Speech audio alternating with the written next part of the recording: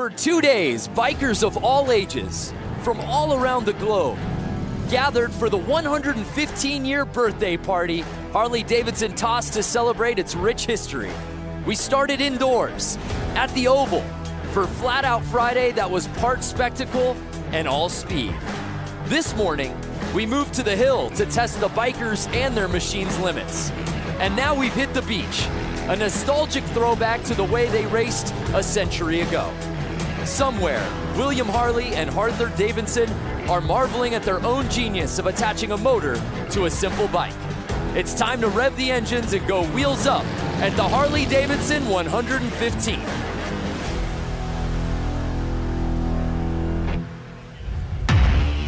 Welcome to beautiful Bradford Beach in Milwaukee. It's been an amazing 2 days of events out here for the Harley-Davidson 115th anniversary celebration. We started out last night with Flat Out Friday. This morning we had a hill climb, of course, and we end out today's action for the Bradford Beach Bowl. It's the Bradford Beach Brawl live from Bradford Beach here in Milwaukee, Wisconsin, presented by the Race of Gentlemen. What's happening, everybody? Brandon Graham joined alongside X Games gold medalist Lance Corey, and the lovely Diana Dahlgren will be rounding out our broadcast team out there on the course. I hope y'all are ready for some racing because, Lance, we've got 6 different classes of motorcycle hitting the beach here today. It's incredible. I mean, for the fact that this hasn't been here for 110 years and we're recreating history right now, I'm mind blown. Yeah, well said. 1908 was the last time bikes hit the sand, so we are in for a treat here today. And taking a look at our menu of events, heavy, men's hooligan, men's moco, men's vintage sportsters, men's brakeless 45, the mixed TROG 45, and I know your personal favorite, Lance, the mixed Hollywood 80. You have that correct. So we'll be seeing all of those classes hitting the beach here today. Just fantastic conditions. A little earlier today, if you were watching the hill climb, you saw what a muddy mess it was with the rain out there. Not a cloud out here that puts us in danger of any sort of precipitation. I think it's going to be ideal conditions. So before we get to the racing, as you see that beautiful commemorative flyover, we of course want to honor our country, and that's why before we kick things off, we started off with our national anthem, sung by Amy Eisenhut.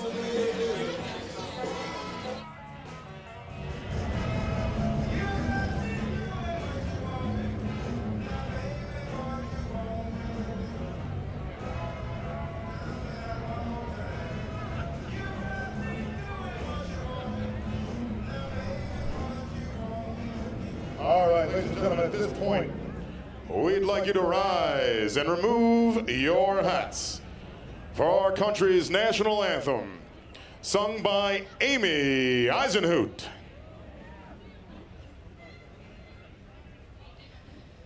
Oh, say, can you see by the dawn's early light what so proudly we hailed at the twilight's last gleaming, whose broad stripes and bright stars through the perilous fight o'er the ramparts we watched were so gallantly streaming.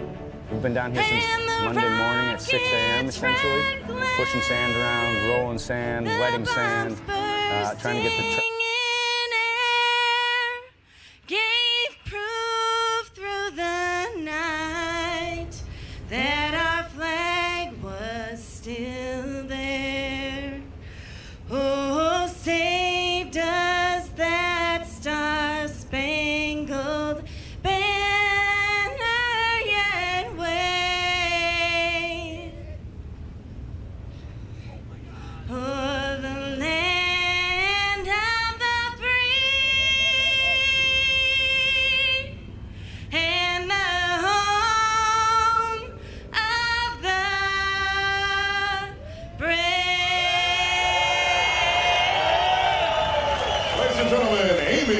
Eisenhoot.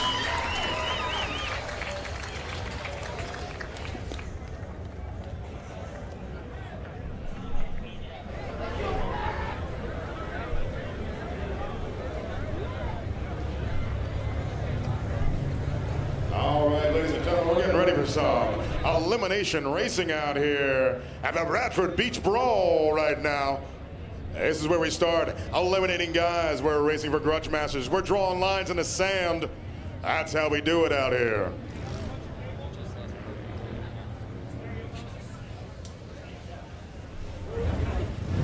All right, we're running a bunch of classes out here. We've got the TROG 45 class. We've got the Loco class. We've got the Brakeless 45 class, the Hooligan class, Vintage Sportster class, and the Hollywood 80 class. That TROG 45 class, 45 cubic inch flatheads. All right, well, we're excited to kick things off, but before we do that, let's check out a preview on the bikes we'll be seeing out here today. Let's send it down to Diana. Same as the TROG 45. Lance, Brandon, thank you guys so much. We are down on the sand. We are going to run through the 6 classes for tonight's events. First bike here on my left-hand side. Yeah, we got Matt Harris here on a vintage Sportster. He's going to show these modern Sportsters how you push an old vintage Sportster around the track. Awesome. And then we have this lovely lady here on my right. One of HD's own, Leah Orloff, in the Moco class, showing everyone how an employee puts on a good race. That's right. That's what I love about Harley-Davidson, employees only class. Then we were moving into more the vintage realm. Yeah, you got 2 great vintage bikes here. We got the Hollywood 80-inch class with the knuckle on my left and the TROG 45 class here on my right. Again, these guys are going to show you how fast these vintage bikes are, and being as old as they are, they still put out a ton of horsepower and push around the track. Not only that, he's wearing the Harley-Davidson vintage collection sweater that I have, and I love it. And then we have the more modern bikes. Walk us through these 2. Yeah, so we got the TROG 45 class, brakeless, and we got the Sportster Hooligan class over here on my right. That's right, we got the hooligans. Well, this is such an amazing event, so important in so many ways. Tell us a few difference between the modern and the vintage. Yeah, the thing I love about this event the most is that we're bringing together modern and vintage. It's not very often you see that happening, and it's really the vintage harkening back to our history and celebrating that, but now we have modern motorcycles, so we're going to see what those things can do out here on the track as well. This race hasn't happened for a long time, in over a century. Guys, let's go racing. Yeah, we can't wait. Enough talking about it. Let's be about it, Lance, as our first class is ready to kick off our action here today. Man, you cannot beat this view that we have here on the beach, on the Bradford Beach. Incredible. So starting things off, we have the men's hooligan class. There you see what it makes a hooligan. And these guys really are the spirit of the whole weekend of the Harley-Davidson 115th anniversary out here, Lance. They really are. I mean, they're riding bikes. I wouldn't say they're 115 years old, but they got to be 80-plus years old. Great to see them still out there running. Yeah, so there is a look at our start list, semi 1 of 2.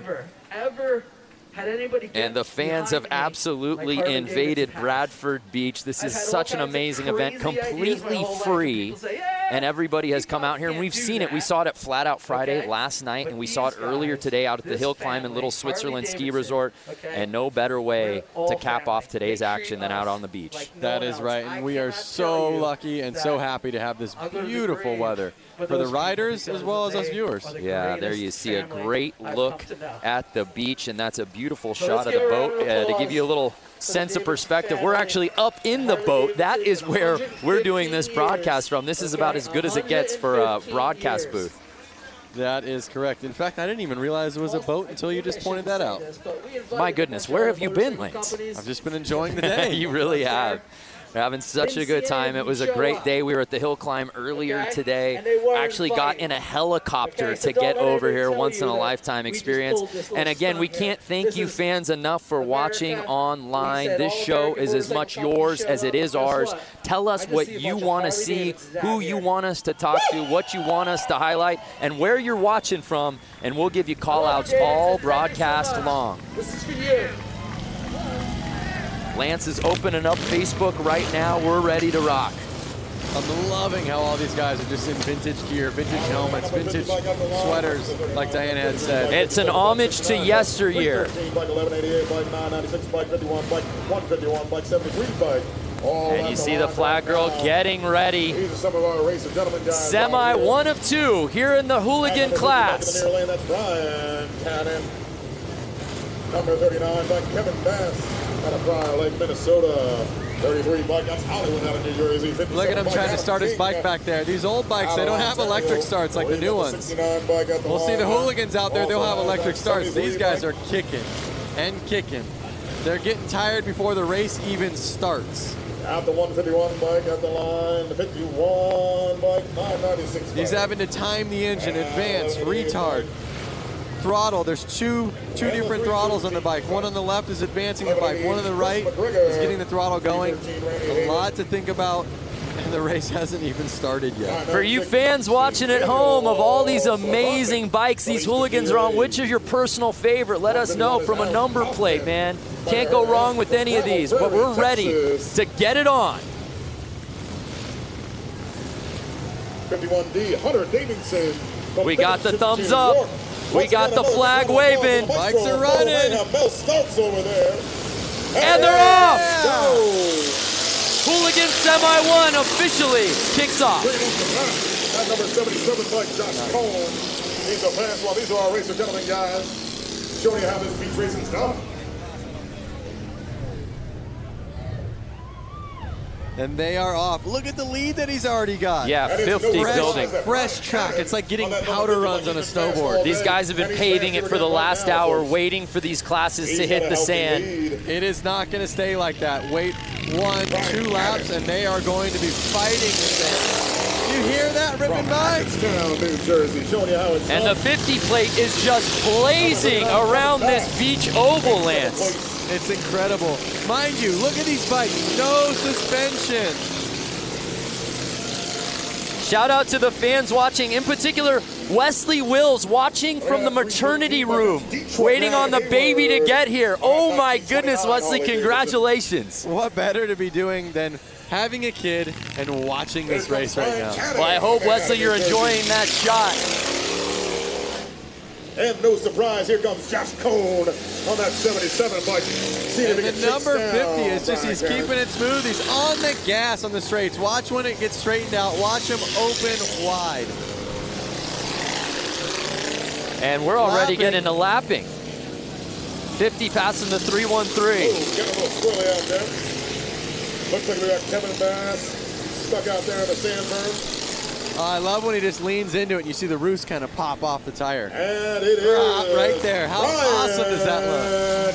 And that's going to do it. The 50 bike takes the checkered flag. Incredible. Now, Lance, as we said, this race hasn't happened here in the vintage class. Oh, he picked a good time to lay it down. Well, we haven't seen these bikes on this beach in 110 years. You can't practice, especially with a vintage bike on beach. How foreign was it for these guys to hit the sand for the first time with these bikes? Well, you know, they were dealing with the weather. But here's a replay. Check this out. Notice this. He slows down. Because he slows down, it's actually harder to get through the sand, and he crashes. He didn't slow down that entire race. No, it's easier to go faster on the sand than it is to slow down. When he slowed down, he let the bike go. And look at 3 of them. 1, 2, 3. They all slowed down. They all fell over, and they're all struggling getting their bike started. These are not new bikes. These bikes are older than probably most of the people watching this right now. It was full throttle the entire race, and then half the field just loses it after that checkered flag. That was awesome.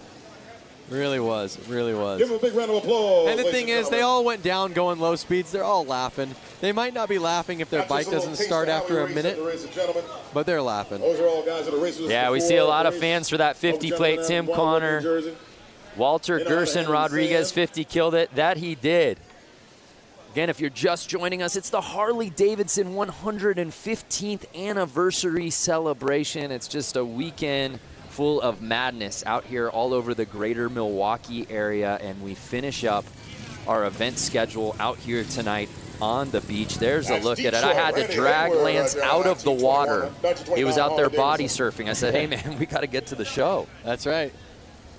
No place I would rather be than the beach. Yeah, it's perfect right now. The beach and Harleys, I mean, that's just, you know, the best.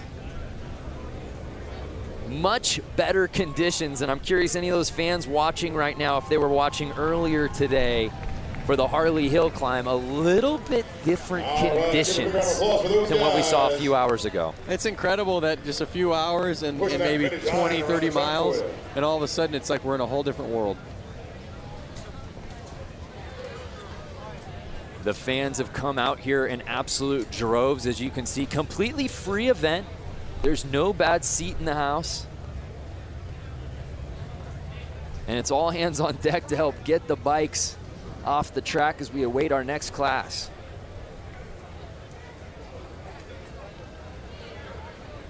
Jason Pasley, hi from Georgia. What's up, Jason? Ken Mendez was watching the hill climb. Love it. Glad you came back around. So Dan's saying he's from the west coast of Michigan. Would that be connected to this? I was told there would be no geography. So we move on here at the Bradford Beach Brawl. Again, the last time bikes hit the beach, 1908. Where were you 110 years ago? I wasn't even a thought. My grandparents weren't even alive.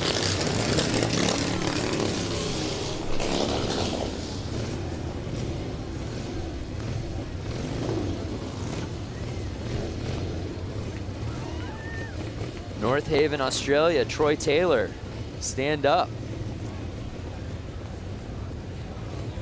It's so awesome to see all the fans out here, and then these old Harley-Davidson vehicles, I want to say. I see kind of like a milk truck. I see a old bakery truck. You know, I know we probably can't do it, or maybe it's frowned upon, but in addition to all of these incredible new bikes, like the 2019 stuff that Harley has on display, and of course the vintage bikes we're seeing out here today, as you said, the old vehicles and the old banners. I'm talking like the old Harley-Davidson race banners. That's like the ultimate memorabilia. I would love to just grab one after the broadcast when no one is looking. I'm definitely going to have to ask the right people if I could grab one of those for the shop.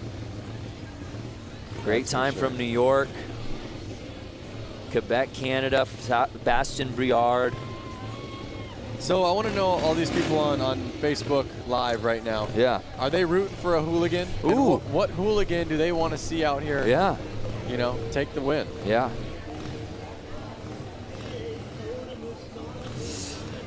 Well, we're getting really nostalgic about motorcycles, and why wouldn't you, being out here for Harley-Davidson's 115th anniversary. But some of the best bikes we've ever seen in the history of the universe have been celebrated on film. Your favorite motorcycle movie. Check this out.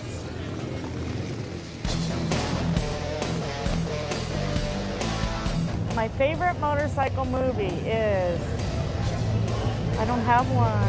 I love them all. I guess I would have to say The Wild One with Marlon Brando. Terminator, because I had a fat boy. I like Wild Hogs. It's a lot of fun, and it kind of shows people it's the simple stuff in life. My favorite motorcycle movie is Wild Hogs. My wife and I watch that at least 3 times a year. Easy Rider. Easy Rider. Easy Rider. Easy Rider. No question, hands down. I have to duplicate my husband on that one. Easy Rider is the motorcycle movie. Wow, I am so glad that Easy Rider edged out Wild Hogs. What is Lance Corey's favorite motorcycle film? That's tough, man. I mean, I was born 1990, and I've watched Easy Rider. I do dig that movie. But something about watching Wild Hogs and then being able to, like, call somebody a wild hog, they're both great. It's become the ultimate adjective, that's for sure. All right, so we have vintage Sportster class lining up. Is that correct? It looks that way. Let's take a closer look at some of these bikes. Any of our fans watching out here today have got a vintage Sportster of their own? And if so, give us the stats. Actually, I'm getting word that this is brakeless 45. Oh, the brakeless 45. Yes. There will be no slowing down in this race. No. But you don't want to slow down. You want to stay on the gas. Then you stay above the sand, and you don't end up crashing. Oh, speaking of motorcycle movies, there you see our Brakeless 45 contenders. I was actually going to bring this one up, that Amon Sharma Terminator. Terminator. Absolutely. Yes. When he jumps like a fat boy softail off like the into the yeah, wash. Incredibly realistic. So here's a look at our rules for the men's Brakeless 45s. Pretty simple. Bikes out here on display. Anybody out there watching got a Brakeless of their own?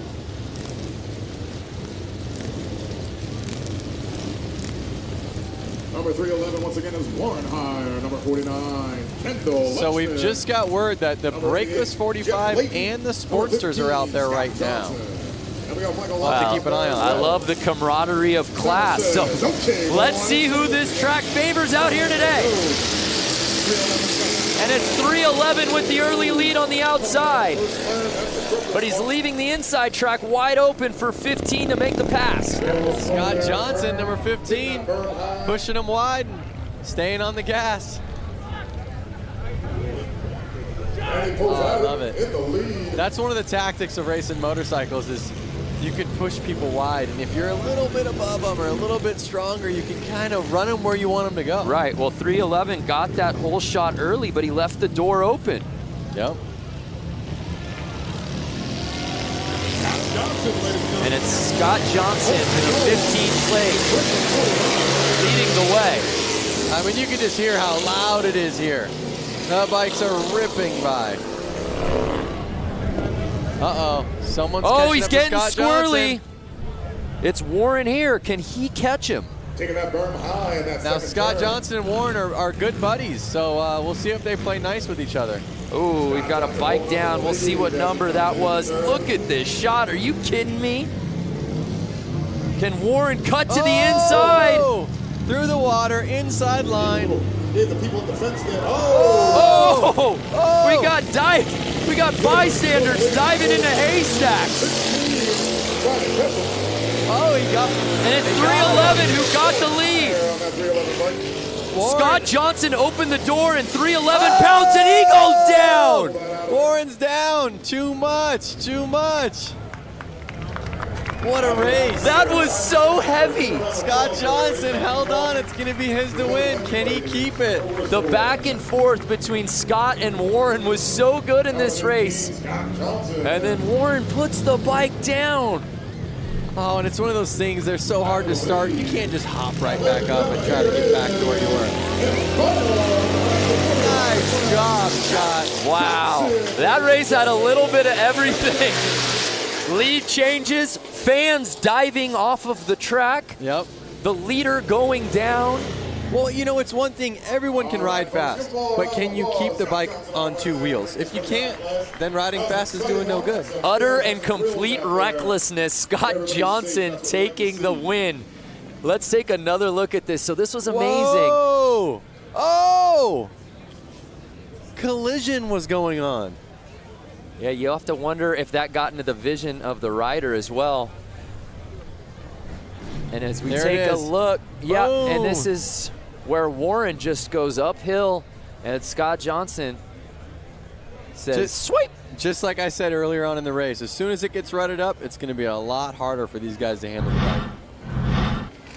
bike. Lap one was like riding a powder run on a snowboard. Oh my gosh, that was crazy. Fans at home, what do you think? Oh, wow. They're actually going to tow this bike off the track, I think. Yep. Oh, poor Warren. Guys, like I was leading this race. Now I need a quad to get me off the track. It was mine to win. Ruby Bender, fun to watch. You can say that again.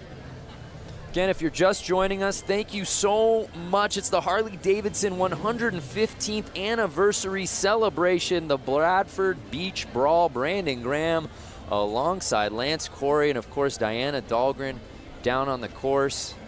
Diana's got better access than anybody, that's for sure. That is true. John Meyer, sign me up. All right, folks, we're gonna keep the excitement Get on over, bud. here. As soon as I wouldn't mind being in one of those boats. Yeah, you're kind of a yacht guy. I would definitely be in that yacht. Yeah, yeah. Kind of a prestige worldwide. Wide. So we're getting ready for our next class, and hopefully it lives up to the hype. What we've seen so far has been some great racing. Josh Jones. I think this should be every weekend event all across America. Josh, we're there too. Hey, for more on the course, let's head down to Diana. What's going on, Di? Hey guys, you know what? I'm just on this massive water truck. We're gonna go do a little maintenance right now, and we're also gonna steamroll behind the water truck. We're gonna get this course nice and flat for the next set of races. Guys, it's gonna be good. Wow, so we're gonna have another race where a guy out front gets the perfect track. And there you see her pageant wave. Like she's marshaling the parade.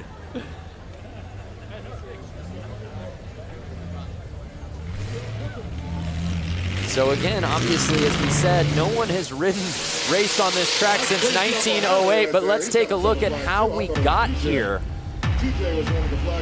It takes a village to get this thing going, but Lance, job well done by all of the contractors out here to make it possible for us to bring these bikes out today. It's incredible. And these guys, they're people that ride or hang out with the riders a lot. You can't just come out here and make a track if you don't know what it's like to ride the bike. Right. Yeah, you can't just merely push sand around and make an oval. There's absolutely a science to this. Definitely. And oh my goodness, Diana's got a t-shirt gun. Please cover small children. Protect your eyes. Diana, can you come over to the boat that we're in and shoot one over to me, please? Oh, there he goes with that Hudson engine. So we're going through some course prep. Let's check in with some of our fans watching right now. Where are we watching from? Hello from Portugal. What's up, Angelo Lopez? Gotta make sure we keep it safe for all of our riders out there. Brazil, Felipe. There you see Diana opting for the one-handed shot. Takes utter control. How about this guy? Driving his custom-made vehicle around. Think it's street legal? Yeah, and I think that nobody seems to be bothered by it at all. There's a lot of wacky stuff going on for the 115th anniversary. Good times. Brian Mose from New Zealand, Kevin Morris from Rhode Island. I want to know who's the furthest from Milwaukee. I mean, Brian Mose. Yeah, I'm not a map guy, but I feel like New Zealand and Australia would be in the lead there. Didn't we talk about not getting into geography? Yeah.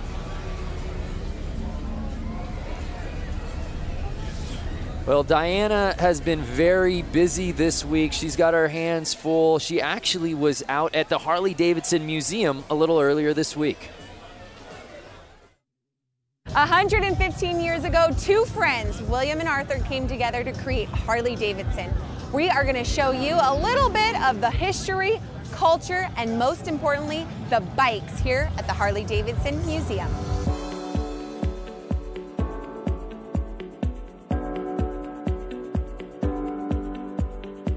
Behind us is the bike that started it all. Yep. Which is gorgeous. The oldest Harley-Davidson in existence. Both Bill Harley and Arthur Davidson were really avid bicyclists, and Bill Harley actually worked for a bicycle company here in Milwaukee, and their first project was to build a motor to literally put in a bicycle. You can see how they kind of shaped the frame so that it would embrace the engine, and that kind of set the standard for what we still do now. Can I write it out of here? Well, first of all, you'd have to guess it out. This is actually dated July 20th, 1901. This is original. So this is the original drawing from Bill Harley where did you recover? for a bicycle. The Harley family saved it. They had the foresight to save stuff from almost the very beginning. Over there is the book from 1907 when they incorporated, and they actually began a program of saving at least one bike new right off the line in 1915. Wow. And we do that to the present. When we were back there, you know, you look and this looks like a whole motorcycle. Right. And as you walk in. Wow, I didn't even notice that till now. That's amazing. See, it works. This thing's completely taken apart. So, you know, the idea here in this whole room is to give people, you know, a sense that the engine from the first bike we built today is the, you know, real heart of the motorcycle, both, you know, obviously from making it go, but from a design point of view, we always show that beautiful engine like it's a jewel in a setting. We want to give people a sense of, you know, how these things work, and we make it interesting.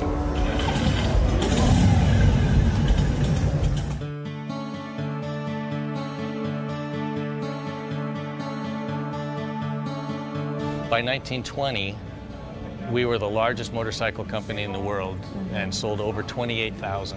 In those early decades, there were dozens, we think as many as 60 different American motorcycle companies. By the time we came out of the Depression, there were only 2 companies left. You know, the major turning point was World War II. Over the course of World War II, we made almost 90,000 military bikes. What kind of jobs in the military were Harleys actually assigned to? They were mostly, they called them dispatch riders. Okay. So they were taking messages from one place to another. Our story weaves in and out of the story of American history. This is the bike that this badass cyborg Arnold has to ride. Schwarzenegger. The real Captain America in the comic book, he rides a WLA. Right. The original didn't come with flamethrowers and stuff like rocket launchers. Like the Terminator, one thing that's great is it's kind of, you know, it's not just like a car, it's a character. So Jim, we've walked around, there's a lot of stuff in this museum. Yeah, when you think about motorcycling, it's not just the bike, it's the black leather jacket, all the uniforms, and then all the things that people do to add to their bikes. So we've got, you know, just an incredible array of things to help tell the story. What do you hope each person that sets foot through this door gets? If you come into this place and you're a Harley-Davidson enthusiast, we're gonna stoke that passion further.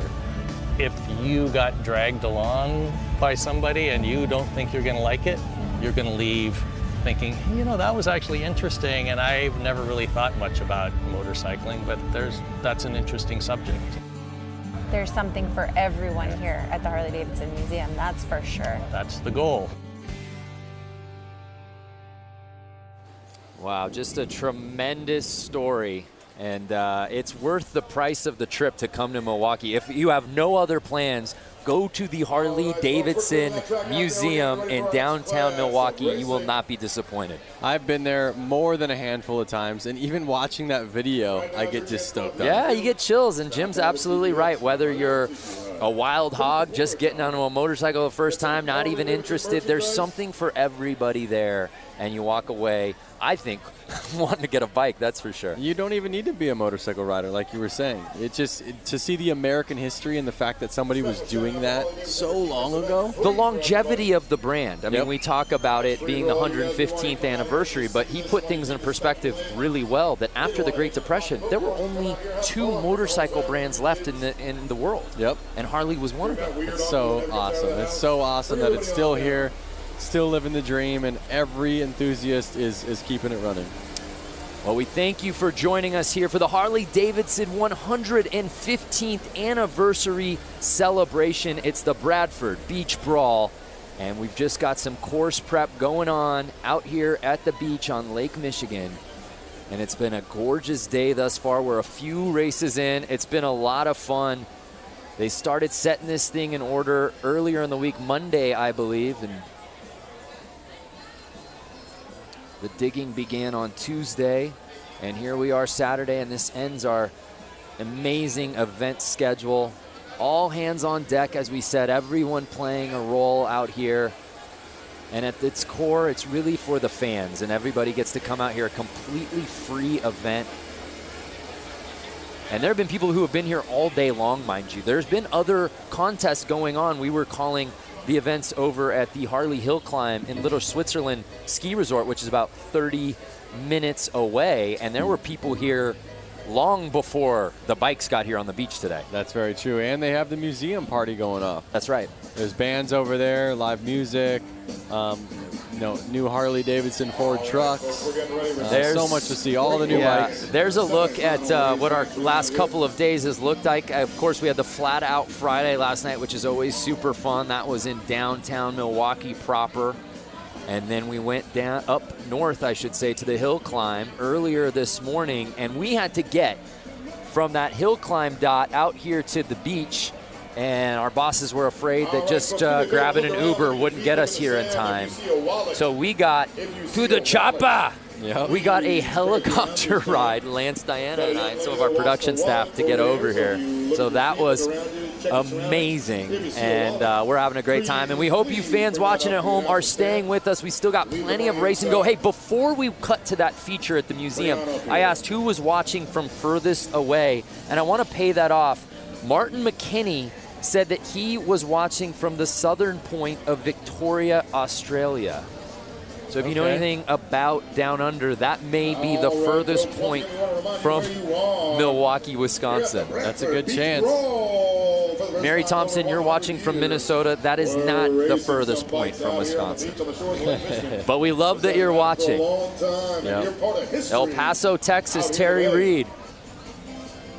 So let us know who you want to see, what classes you're most looking forward to. If you've owned one of these bikes or any of these types of bikes, would you bring it out to the sand?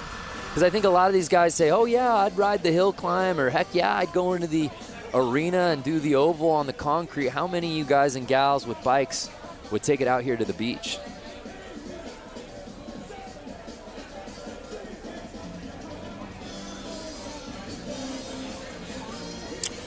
Well, let's head back down to Diana, who's fresh off her free ride. I guess you hitched a ride to get onto that water truck. How you feeling now back on land? I'm back on land, and it was great. The track maintenance is so crucial when it comes to this beach racing. And you know, to think about it, over 100 years ago, we didn't have machinery like this. So it just makes you wonder what track conditions were like back then. But for now, the course is smooth, it's going great.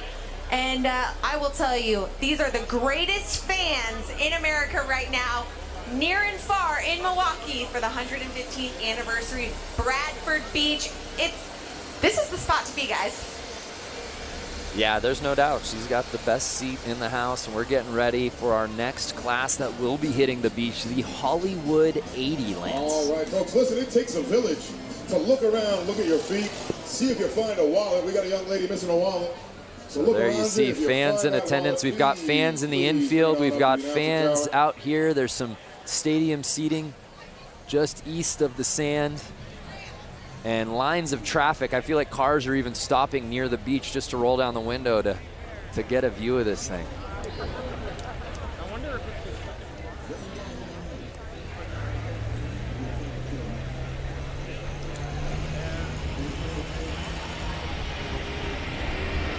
Heaps of fellas watching from Western Australia.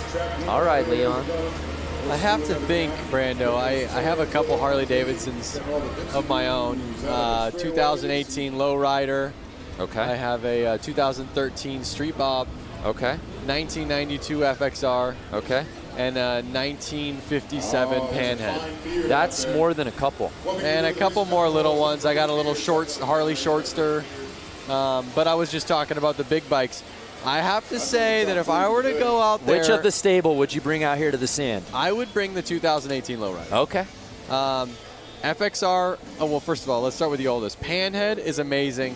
Hardest one to ride. It's got suicide shift, rigid frame. It would be a little tough. It's a little raked out, not the right bike to be riding in the sand. Then my FXR, I would probably kind of choose that one, but if I crashed it, they don't make any of those parts really anymore. So I kind of want to keep that one nice. Right. Then I have my Street Bob, great bike, love it. But it's kind of lifted, it's set up a little bit more aggressive. My 2018 still has the stock suspension on it because it's great. It's the lightest of those bikes. It's going to handle the best. So I would put my money on bringing my 2018 Lowrider out here. Yep. Well, maybe for the HD 120th anniversary celebration, we can get Lance Corey not only in the booth, but out on the sand. Yep. And by the time that rolls around, that 2018, that'll be a forgotten memory, that bike for you. Yep. I'm curious, anyone watching this, any of you guys have one of those bikes that I mentioned? Do you have a 2013 Street Bob? Do you have a 2018 Lowrider or an FXR or a Panhead? Just want to know, what you guys are riding. Yeah, what do you got? Not only what do you got, what do you have in the stable, but are you willing to bring it out here to the beach? That's a commitment.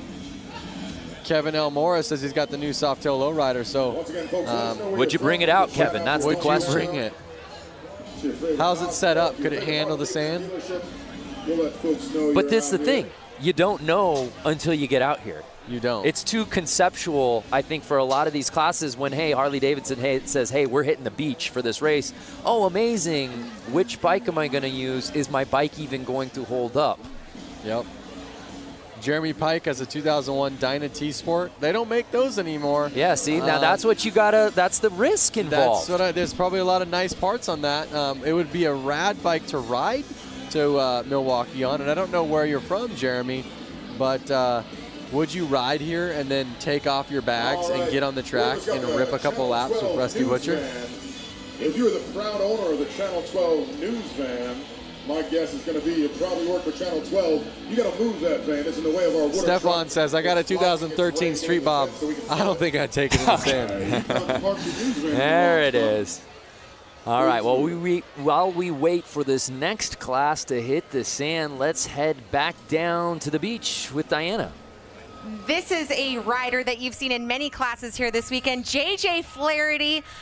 So many titles under your belt. You're such a great sport and ambassador for the sport of Harley-Davidson and everything that it involves. Talk about the 115th anniversary. Oh man, this is huge, and I love that they brought the racing stuff back here to Milwaukee because it's everything. I think racing should be top priority. In my opinion of things. But yeah, growing up, being just, local to Milwaukee and like going to the 90th, like I think the first one I remember is the 90th, 95th, the 100th, and I started doing BMX shows at the 110th, and now I'm here racing at the 115th, so. Let's talk about that. You were at the hill this morning. Oh my goodness, the conditions there were treacherous. Now you're on this nicely manicured sand track. Luckily I got a little bit of a motocross background too, so I think that's helped me in these turns, especially 1 and 2. It's pretty greasy, it gets rutted up. Now we have tons of thousands of people watching live right now, and you're sitting here about to go on this course and race. Explain the feeling that you have right now about to go onto this course and lay down some sand. I was going to say lay down some tar, but that doesn't apply here. Well, I hope I'm not laying in the sand in front of all those people. I already did that once today. But it's a pretty awesome feeling for sure. Any adrenaline? Oh yeah, for sure. Tons of adrenaline. Well, we've heard it from JJ Flaherty. Big round of applause for this guy. Such a great sport. And let's see if we can take first here in tonight's hooligan class. See you, JJ. Thanks. Guys, back to you.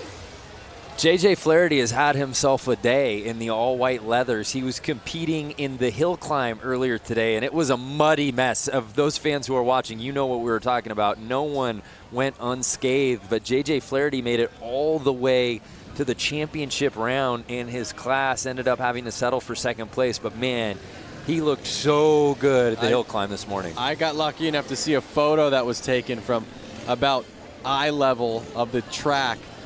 He legit looks like Evel Knievel flying. Launching. Yeah. He had to have been 10 feet off the ground. Yeah, and what's crazy is while we were doing the broadcast live, we knew he got some air, and I think we both went, whoa, and then we saw that photo in perspective, and that is so cool. I hope that JJ is able to get his hands on that because that's frame-worthy. Definitely. It's definitely Instagram-worthy. Yep. So I think we got the Hollywood 80 class coming out right now. If I remember correctly, they said it was like knuckleheads. All right, we got the final I'm a knucklehead. Hollywood class coming out to the line right now. Hollywood class. And you know what I love about all of these classes, whether it's vintage or Hollywood 80, is not only obviously the bikes, but even the plates paying homage to another era. Twins out there. Notice these bikes have little tank shifters on them. Like I said, you got that double throttle going. That's Frank Rick. These bikes are a lot harder to handle. As the times changed, they made the bikes easier to ride. You know, they put a front brake on them. They put a clutch on them at the hand. They let you shift with your foot. Some of those things made the newer bikes easier to ride than these older bikes that have, like I said, the advance and retard and the left throttle, the actual throttle on the right. and then the clutch as your foot, and the hand shifter. So you have to take your hand off the bar every time you want to shift, as well as you have to take your foot off the ground. So if you're at a stoplight, you only get one foot on the ground. There was way more to think about. You have to think way far in advance while doing it. That's wild. And yeah, for you fans watching at home going, was this just a man head-to-head race? No, no, no. Bike's slowly coming back out here. We'll have a full field. So again, I think I see a buddy of mine, Scott Jones, number 50 out there. It looks like him, but maybe it's not. No, the 50 plate, that's beat Cannon. Oh boy, well Scott, you look like Cannon. You're putting your friend on blast right now. I bet you it's him on somebody else's bike. No, he's actually got hand tattoos, I think. I'm totally wrong.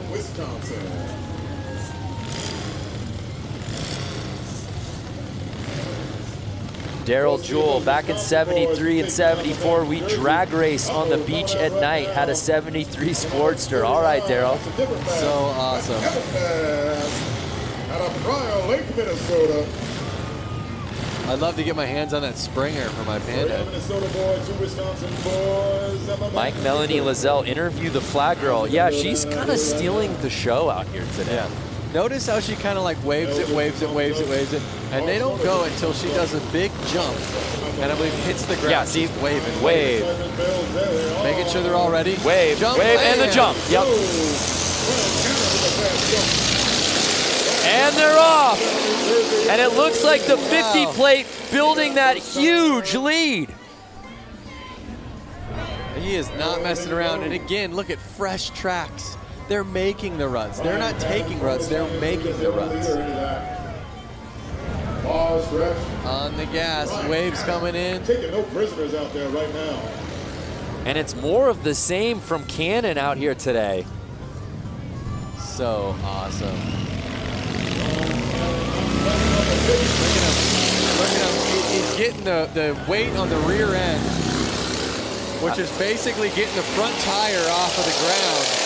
It doesn't look like it, but the weight is completely off of the front tire, which is making the bike get through that sand way easier than you would imagine. It's still hard, but a lot easier than if you didn't. Well, no, I see what you're saying. Brian Cannon making it look like a Saturday stroll. Look at the lead he's built. He is definitely out front. He's got almost a 4-second lead. You can hear these bikes through our microphones just ripping.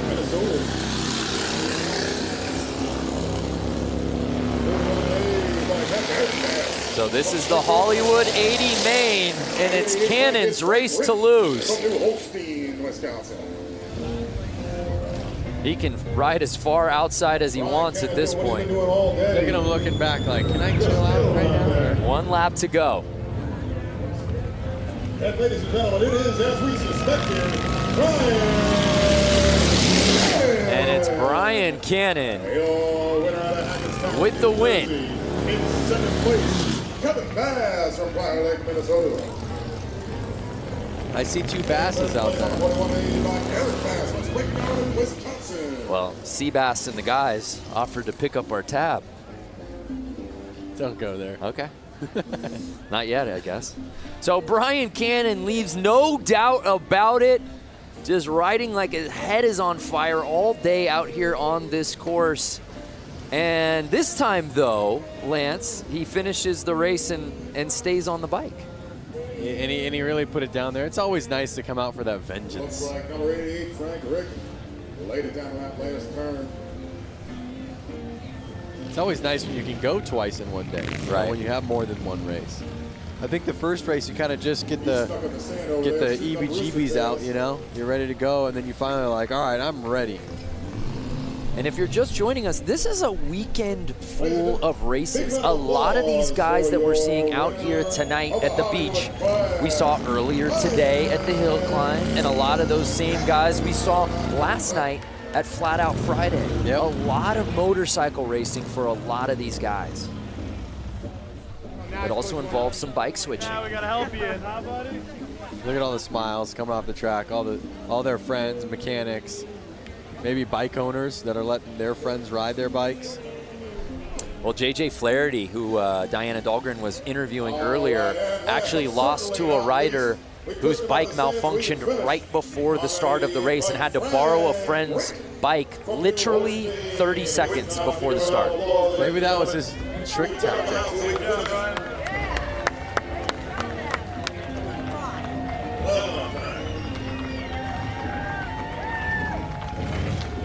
Watch your back, buddy. Watch your back. So here's another look at Cannon. And he was riding outside for most of the race. As we take another look when he gets inside, Lance. Oh. Well, you notice that once the race gets going and they start to form ruts, he's kind of dodging them. And you saw him kind of fall into a rut in the first corner, and then he kind of came out. Then as he's going into the next corner, he's trying to take a line that nobody's taking yet. So it's a lot of thinking ahead, patience, while staying on the gas, you know? So now it's time for Heat 2, I believe. Heat 2 of the Hollywood 80 main. To me, this is looking like the Hooligans. Oh, this is Hooligans. There, yeah, we've already switched. I apologize. My scoring monitor is not keeping up with the torrid pace of the racing out here today. And there we take a look at our start list. Semi 1 of 2 for the Hooligans. Lance, you know a lot of these guys pretty well. I do know a lot of the guys. A lot of these names right now that I'm seeing aren't as much California kids, so I'm not sure if I know this class that well. I myself from LA know a lot of the guys from the Hooligan series that are from Southern California. Do you say you're an LA guy, or do you say you're a Valley guy? I would say LA. When I'm out of LA, I say LA. And they're off! So it looks like 34 has the lead, but he's keeping the inside open. Can 33 make the pass, Bear? And he does! Look at these bikes. You can see they're newer, faster. I mean, these guys are throwing roost. But also note how much they're kind of squiggling through the lines right now. There are that many more ruts. They are having to dodge the ruts or drop into them.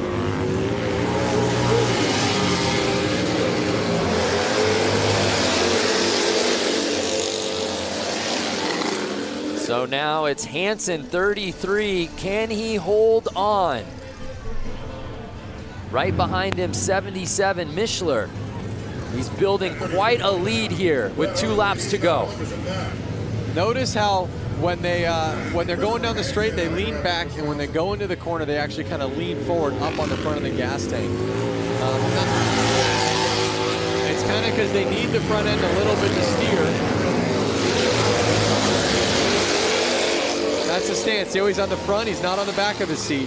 It's final lap. Can Hansen hold on? Now he's on the back of his seat. Ah, yeah. You see that transition? He's pulling tear-offs out there, which means he's getting roosted. Or throwing dirt up off his front tire. He probably doesn't have a front fender. And here comes the checkered. It's Hansen taking this semi.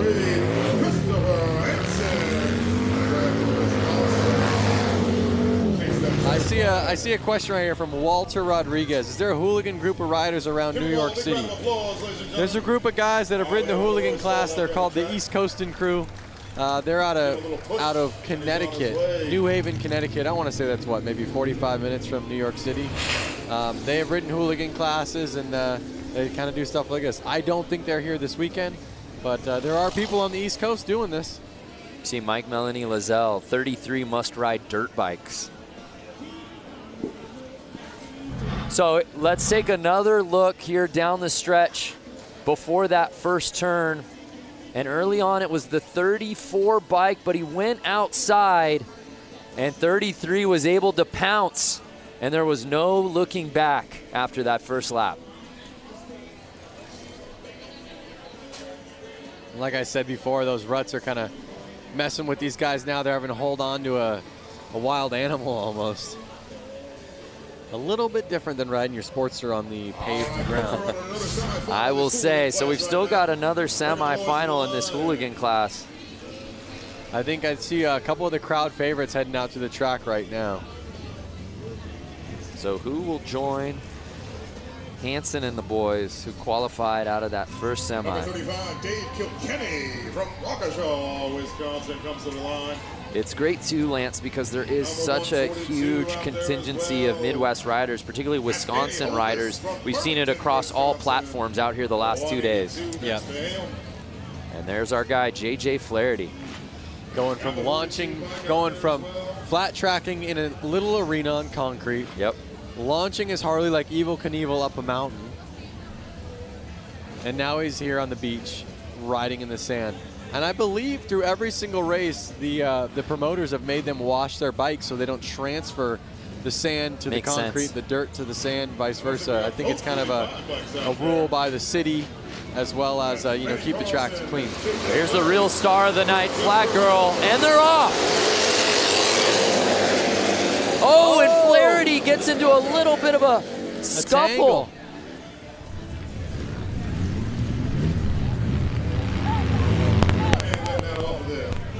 Oh, we've got ourselves a battle, Lance, right at the top. Oh, yeah. Flaherty staying on the inside, though. Yeah, he's playing this thing right. 142 still leading, but he's on the outside. And now it looks like he's finding his groove, Lance. Diana, what are you seeing down there on the course in this race? You know, I've talked to a lot of riders, and some of them were talking about taking that outside line, relying on that outer bank, but JJ Flaherty early on in this race was taking that inside line, saved him some time. Might be an all-out battle. A lot of these guys, are they used to the weight? Lance, you could probably attest to this. What kind of weight are they facing when they go into that turn on the inner line? Well, I mean, they're already riding bikes that are... Oh, no! Flaherty goes down! Our man we were keeping an eye on is down. His friends are running to him. I'd love to see a replay of that so we could see what happened. Oh, we need to see that one more time. He was behind Holbis less than a second, and he goes down with 1 lap to go. JJ Flaherty and Danny Holbis have ridden together for a long time. They're good friends. Unofficial results right now have Holbis winning that semi, or at least taking the lead. Hopefully it looks like Flaherty's okay, but yeah, we need to see another look at that. That's for sure. And again, this kind of goes on what you asked, Diana. That bike's 500-600 pounds, and he just tangled with it. Let's check this out. Yeah, here we go. Let's see what went wrong for JJ Flaherty. He was trying to pull a tear off. Oh, yeah. The ruts. The ruts. Yeah, Diana, is that what you saw down there with JJ? Saw the tangle up, but also what I saw, guys, was the camaraderie. I don't know if you saw Atkins, better known as the Rusty Butcher, come right up to him, check on him, see how he's doing. There he is again with another hooligan. That's the love and camaraderie we have here in Harley-Davidson and flat track racing. Yeah, well said, Diana, especially in this hooligan class. So many of these guys are friends. What started out as just friends riding together, gaining notoriety, and it's evolved into something so much bigger than that, and they're all out here today. Really what happened out there was, he was trying to grab his tear off because he was coming from the back. He probably had dirt all over his goggles. He was a little too focused on that, and you saw he was kind of in a shady area, which I want to touch in a little bit. He didn't see those ruts that we've been talking about since we started this. He cross-rutted. Front tire was in a different rut than the back rut. And that basically crossed him up, threw him right off the bike. That's a really good point as we take another look. Going at the goggles, not paying attention. Yeah. Cross ruts. Just takes one hand off and completely loses control. And that's such a bummer because he was right behind Holbis and he ends up with a DNF, and then the riders behind him settling for that DNF. And it's Holbis that takes the win there. Notice the fans in the infield, so stoked just to kind of handshake and all smiles on their faces. Happy he's up, walking around. But you bring up a great point about the shadows. When these guys got out here, the sun was shining throughout the entire course. Now as we're getting a little later into the day and it's 6:05 p.m. here local time, The sun's slowly starting to come down, and really, dare we say, half this track is now in shadow. It's tough. It really makes it hard in the shadows, and it makes it hard. You don't know what goggles to wear or lens to wear. You want to wear something for the sun, then all of a sudden you're in the shade and you can barely see. Or if you wear something for the shade, you pop out into the sun and you're blinded. So it's a tough one for sure. Not saying it's impossible. Obviously they're out there doing it and kicking butt, but it puts some confusion.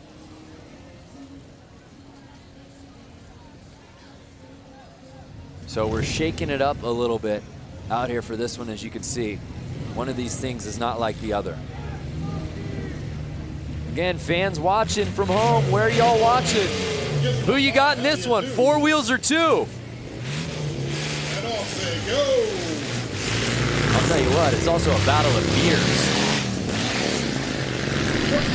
Look at how much he is steering that thing. Just on him. Left, right, just to keep it going straight. It's already turning around with the look back. So you can imagine with how much he's having to correct those steering wheels, how much a motorcycle's having to do it. John Holt watching from Tucson. What's happening? Paul Gorbett from the UK.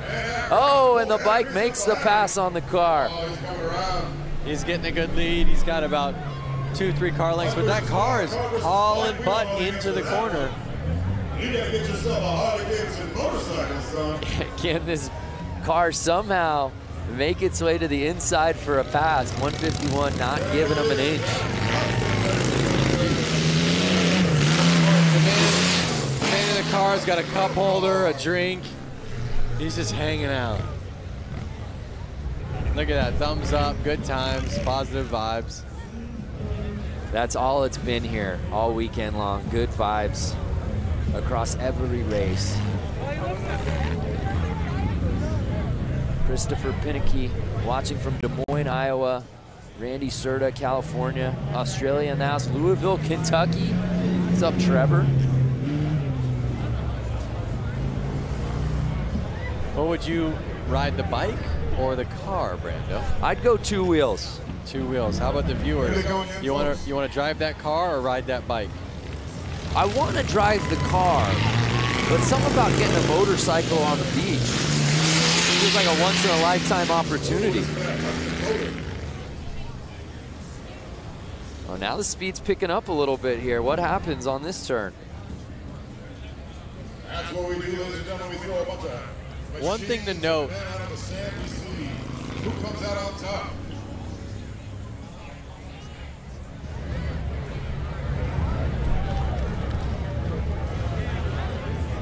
Well, as we continue on with this race, it's Baywatch out here on the beach. Let's go to our own lifeguard, Diana Dahlgren. Oh, that was clever. Okay, so yes, I'm the personal lifeguard here for the Bradford Beach 115th Harley-Davidson anniversary beach brawl, I guess. But anyways, they are about to start track maintenance. Now, I'm up here to show you guys the feel. We are literally feet away from the beach. I mean, the water is rushing up right here as the cats go on to do their track maintenance. Pretty amazing. We want to know where you guys are watching from. If you're on Facebook Live, leave a comment. Let us know where you're watching from. Maybe you're on a beach. Maybe you're in the desert. I don't know. We'll find out. All we need is Hasselhoff and some slow motion running, and we can make this thing happen. Oh, yes. So Diana, she's all over. Let us know, fans at home, where you're watching. And if there's a particular rider or something that you want to see, let us know, and Diana will hunt it down. So much going on out here in Milwaukee. There's a beautiful look at the Bradford Beach Brawl. For more on the beach and these bikes, check it out. Make it a little safer for our guys out there. We've been down here since Monday morning at 6 a.m. essentially, pushing sand around, rolling sand, wetting sand, trying to get the track as tightly packed as we can. Sand is unpredictable. If you're used to riding on cement or a packed track, it's get a little loose out there. Generally, beach races are done on tide-packed coastal beaches, and quickly realized it was 5 feet of sugar-based sand, which is anything but ideal.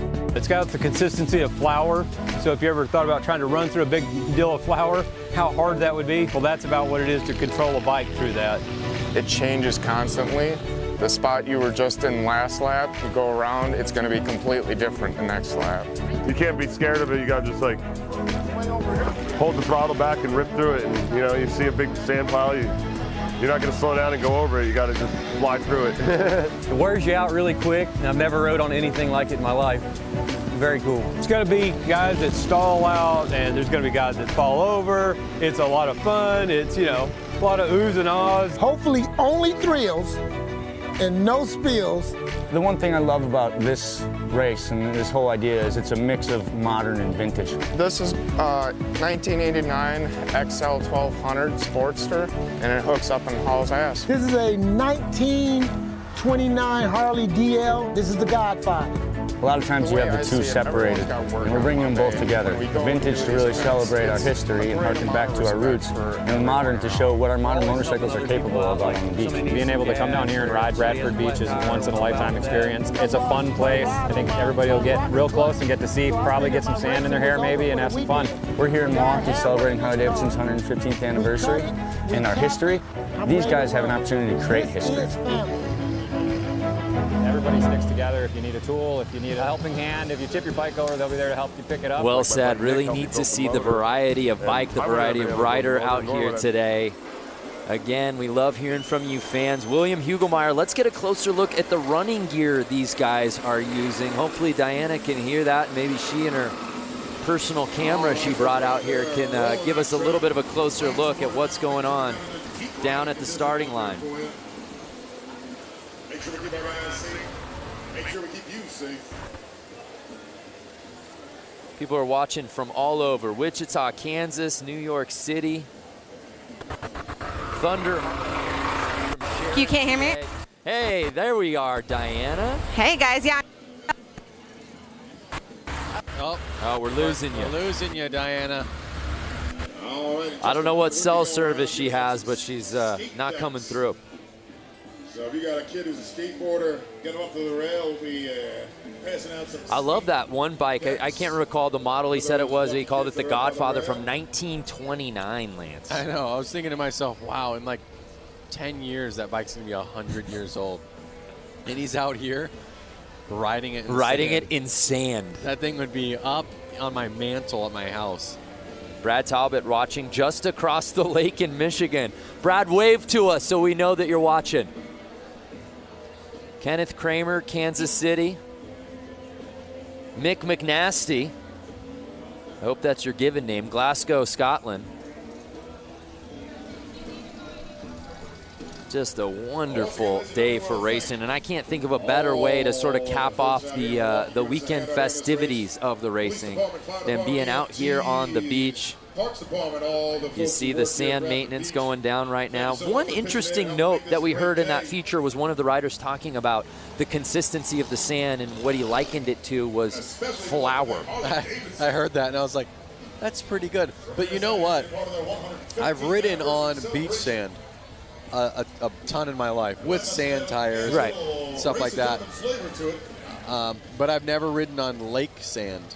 And he made a point that it is different. A different type of consistency. Maybe Diana's down there right now. Can you tell a difference between that sand and sand you'd see at the beach? I guess this is like sand you would see at the beach. But I found her. And what is your? Very nice to meet you, Zaria. So we are out here. We're hanging on the infield of the Bradford Beach Brawl. How's it going out here so far?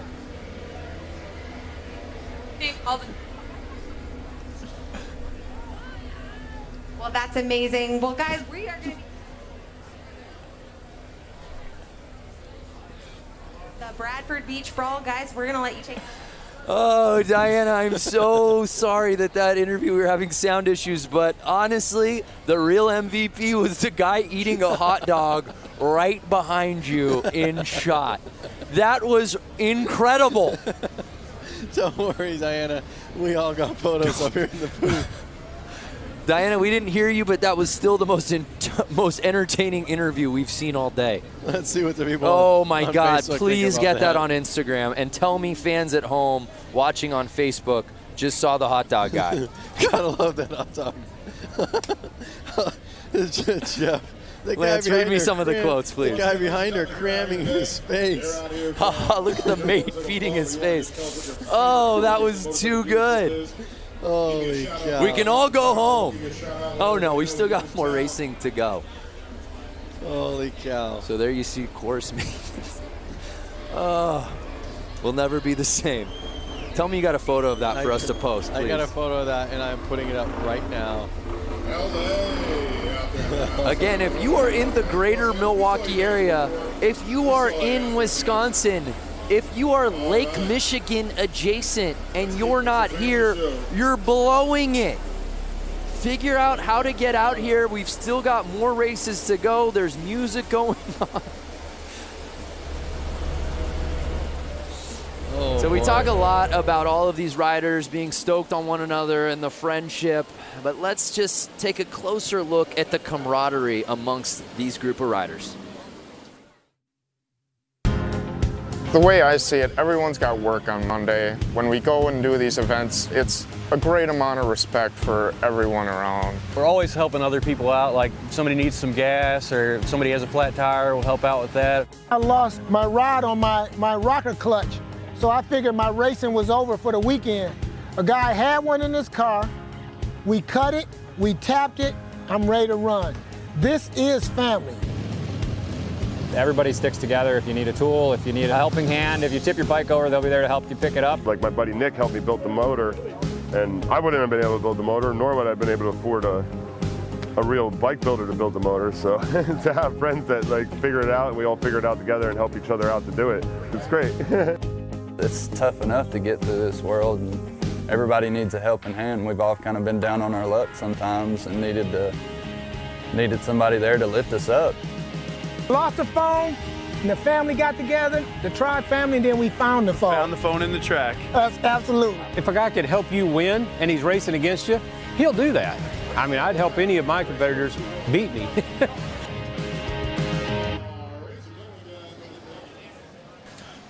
Such an amazing time here on the infield of the Bradford Beach Brawl. Geez, that's a tongue twister. But anyway, standing here with a lovely lady I just met. Let us know what your name is. I'm Barbara Rayborn. Barbara, where did you ride in from? We came in from Springfield, Louisiana. And how long was that ride? Well, considering the fact that we went from Springfield to North Carolina, Tennessee, and then here, it was a few days. Wow, who else here came all the way up to Milwaukee for the 115th anniversary? Who else rode here a couple days? Can we hear you scream? I hear some screamer. There we go. I hear some people screaming. There we go. Okay, so it was a safe journey. Thank goodness. What'd you guys ride in on? Well, we actually own a Harley Ultra Classic. Her name is Sister Jade. She's green, 2016. Whoop, whoop. And then our other friend has a Harley Chopper, and it's a classic from early in the 2000s. So wonderful. What has been your favorite part about this weekend's celebration? Oh, wow, that's so difficult to say because the hill climb this morning was amazing. I used to ride dirt bikes in my younger years, but we really enjoyed the hill climb this morning. I tell you what, Suburban Harley and our Harley, the Iron Harley, look, those places had some amazing parties yesterday. We really had a ball. Wonderful. Well, everyone out here is having a great time. We're in the infield. If you guys haven't experienced infield yet, come on in here. Loads of activities happening. Thank you so much for talking. Very nice to meet you. Guys, back up to you. Yeah, I love it. This whole weekend, I don't care where you are. If you're outside the hotel, you're walking to a restaurant, last night at Flat Out Friday out here at the beach, or hill climb earlier today. So many people like that lovely lady that Diana was speaking with, just people who rode in here. You and I were commenting and marveling at all the different license plates we were seeing on the Harleys. We saw bikes from Mexico yesterday. I want to kind of go back to Facebook Live right now. We're getting comment after comment. Like Lucas said, the weekend will not be complete if the hot dog guy doesn't get an interview. Where is the Harley-Davidson hot dog man? He has now been. He's now an HD ambassador. This is incredible. Hot dog, Harley-Davidson. It just makes too much sense. So Diana, if you're listening go right find now. the hot dog guy. We sent you photos. We texted them to you. You didn't even realize he was behind you. Go find this man, Diana. Or someone from Harley watching this right now, please get in contact with him. Bring him to the booth. So as we continue the maintenance of the beach, we want to just learn a little bit more about our riders today. So we, of course, asked them the $1 million question. And, of course, the fans who made it out. When did you first start riding?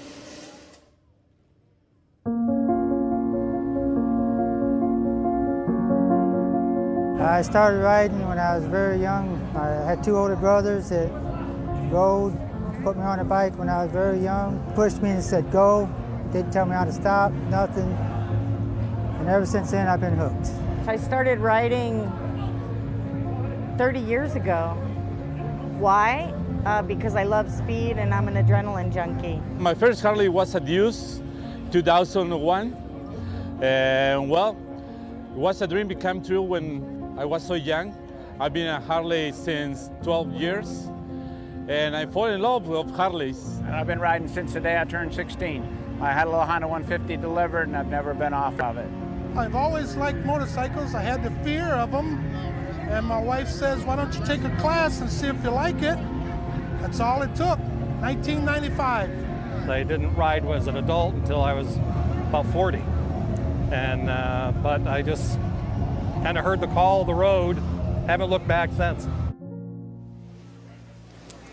Yeah, everyone's got a fantastic story on how they first discovered motorcycles. Lance Corey, professional rider, X Games gold medalist, freestyle. Tell us how you got into riding bikes. I just had, actually my parents did not ride. I had a cousin, 2 cousins that rode motorcycles. They were a bit older than me. When they grew out of their PW50s, one of them was handed down to me. So I've been riding since I was about 4 years old, into motorcycles my whole life, and got a Harley-Davidson right when I turned 16. It was only fitting. You can get your license, you can get a Harley-Davidson. Love to hear from our fans on Facebook watching right now. When did you get your first bike, and what was that first bike? Who got you into it? Love to hear those stories. I have to say a lot of people on there have to be saying PW50. I think every kid, you know, even if they're 40 years old now or something, they all kind of started on the PW50. And I would imagine and hope that most of them, when they could get a driver's license, went to a Harley-Davidson first. That seemed to be the general consensus out here, that's for sure. And we move on to our action. And then you see the sun fully setting out here now as that starting line getting completely shaded. Hot Dog Guy has really taken the comment section off the rails here on Facebook. We'll try to find him, but we've got some racing to get to. The mixed TROG 45. These are pre-1952 bikes, 45 cubic inch flathead motorcycles. Again, and you saw that, it said tank shift. So these guys have to push their clutch in with their foot, shift with their hands. So they're gonna have to take their hand up the bars during this race. Ooh, well, at least it's smoother out there for them.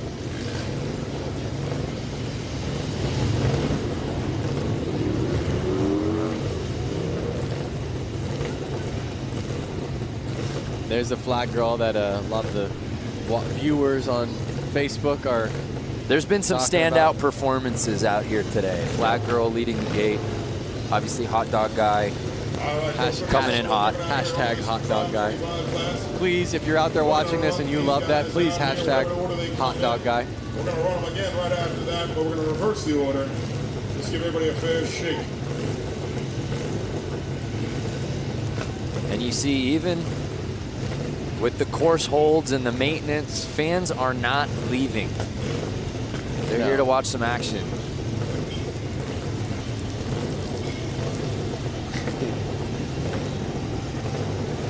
Hey, Michelle Havens-Moore just bought my first Harley last week. Congratulations, Michelle. You'll never be the same. So awesome. Uh-oh. Hold off. What's going on? Oh, are they shutting their bikes off? We're getting word of something. Again, this is the TROG 45 class. These bikes are pre-1952, and we're just getting word that they're actually adding 2 more competitors to this heat. Why not fill the track up with more riders, a little bit more going on? Let's go to the pen. 1188. Get yourself up to the starting line.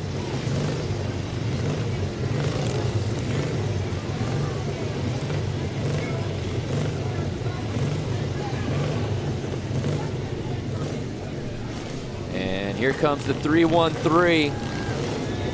Remember, this is the bike, I believe, from 1929, Lance. So awesome. The godfather of them all. Look at how clean the paint job is on it. Amazing. This does not look like a bike he should be out there. No. Scrambling. And the with fact these that he's dudes. scrambling out here on the sand with this bike that's All right, ladies and gentlemen. 90 years old is just remarkable. How's my dude number 77 with a ciggy in his mouth? At 151 bike, that's Aaron Kaufman out of Gravelberry. All right, we've got a complete heat. Daniel D'Souza, Ocean, New Jersey. Let's get it on. Look at him getting roosted in the back of the gate. They're off. 51 Harley-Davidson. That roost does not feel good. You ever been sandblasted? Never. It takes paint off of stuff. So it's 69 getting the whole shot. Does he leave the inside open though? He does, and it looks like the 77 bike takes the lead on lap 1.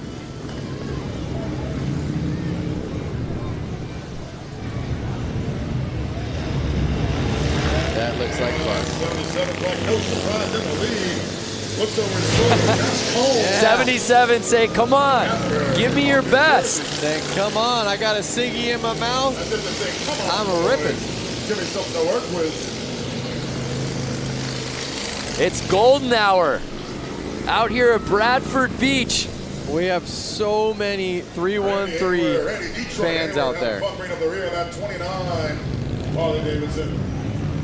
I mean, this is just, by the way, professional athleticism at its finest with the ciggy in the mouth.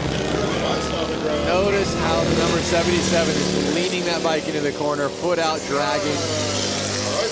That's the stuff that looks fun. Watch him, put his foot out, he's dragging. Look at how much he leans that bike over. Look at that thing. Look at that lean. Committed, so committed. And again, he keeps turning over the shoulder, waiting for somebody to come chase. Can the 69 bike catch him? Look at that. His bike's starting to smoke though. Was it smoking like that when he started? Yeah. And I don't think it's the cigarette. No. Ladies and gentlemen, your winner of that heat, number 77, Josh Cone. Josh Cone. What a great race. Uh-oh. Bike might have broken. Well, it picked the perfect time to do it. And the TROG 45 main. Love seeing these stories, by the way, from all y'all talking about how you first came across your first bike. Keep them coming. We're going to bring these guys back around. We're going to run them again in the reverse order that they finished. Well, he might have a leaky valve or something right now.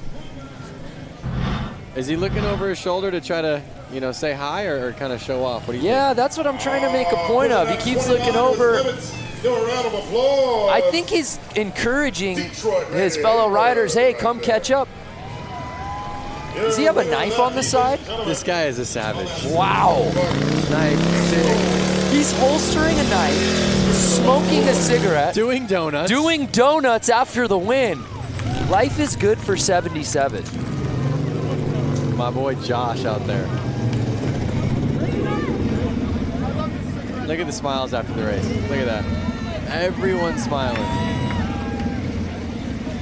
Less cell phones out, more smiles. Yeah.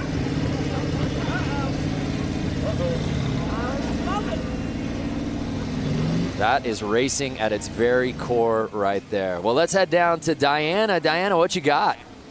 You know, we give the people what they want around here. Yes! You were saying on Facebook Live that tons of people were saying, who's the guy in the background eating the hot dog? That's Kevin. And Kevin is a Milwaukee local, and he clearly loves hot dogs. He's even out in 95 Harley, and I do love hot dogs. Yes. He has a 95 Harley, and he loves hot dogs. So, Kevin, you're a man of many talents. Let's talk about it. You're an engineer. You have a boat. You have a Harley. What else is on your bucket list? The 120th, I think that's going to be better. We're going to have faster racers here, and Milwaukee is going to be having a world championship with the Bucks, and the Packers will be 3 years in a row Super Bowl champions. God bless Wisconsin. We love Harley. And cheese. Manufacturing, I want them to stay here, but God damn it, we love Harley. Amen. Woo! This guy's famous, and we give the people what they want. Hot dog. Where's my beer? Okay, so Brandon Lance, we're gonna take it back to you, giving the people what they want right here. Kevin! Our day is complete. Diana, thank you so much for tracking down Hot Dog Guy. We thank you. The people of the great state of Wisconsin, thank you. And everyone watching on Facebook, thanks you. A lot of Hot Dog Man fans out there, that's for sure. Amen. Buy that guy a beer. We gave the people what they wanted. Hot Dog Man for President 2020. For those of you just viewing right now. Yeah, going, what, why, how, where? Earlier, Diana Dahlgren was interviewing somebody out there in the infield, and that fine gentleman just walked up behind him and just unloaded on a hot dog on camera and really stole the scene. And Lance and I, to be quite candid, we haven't been the same since. No, we pulled our phones out, taking photos of it. It was definitely a highlight of the day. Well, Diana, of course, is busy on top of doing the sidelines here today. She also catching up with the fans. She caught up with some a little earlier today and asked that philosophical question, what does it mean to be a biker? Here at the Harley-Davidson Museum, it's a constant festival, a revolving door of thousands of people who share a common passion and a common philosophy. I'm sure you get the same answer from everybody. Freedom, you're out there in the air. I mean, there's nothing inhibiting you, or you can feel the road, you can feel the wind. To be a biker, you have to be resilient and willing to be flexible. You have to have a sense of adventure to be able to enjoy Harleys like you're supposed to. To be a biker, you have to be free. It gives you the freedom to go out and do the things you want to do. Something you really have to do. It's not something you can explain, really. It's a part of just the whole camaraderie, the family. You get on one, you kind of forget what your problems are, you forget what you've done all day. It's just a matter of realizing what you've got and enjoying it. To be a biker, you have to be someone who loves to ride. I mean, that's the reason we do it. Something just kind of hits you here. It's just the rumble. I just love it. I get tears in my eyes thinking about this one. It's a way of life. It's something I've been doing for 52 years. And once you get on a bike, it's so free. It's just a freedom that it's hard to describe unless you do it. I'll never forget the first time I got to ride. It was on the back of my dad's bike and it was indescribable. Luckily, some of my friends are able to put it into words.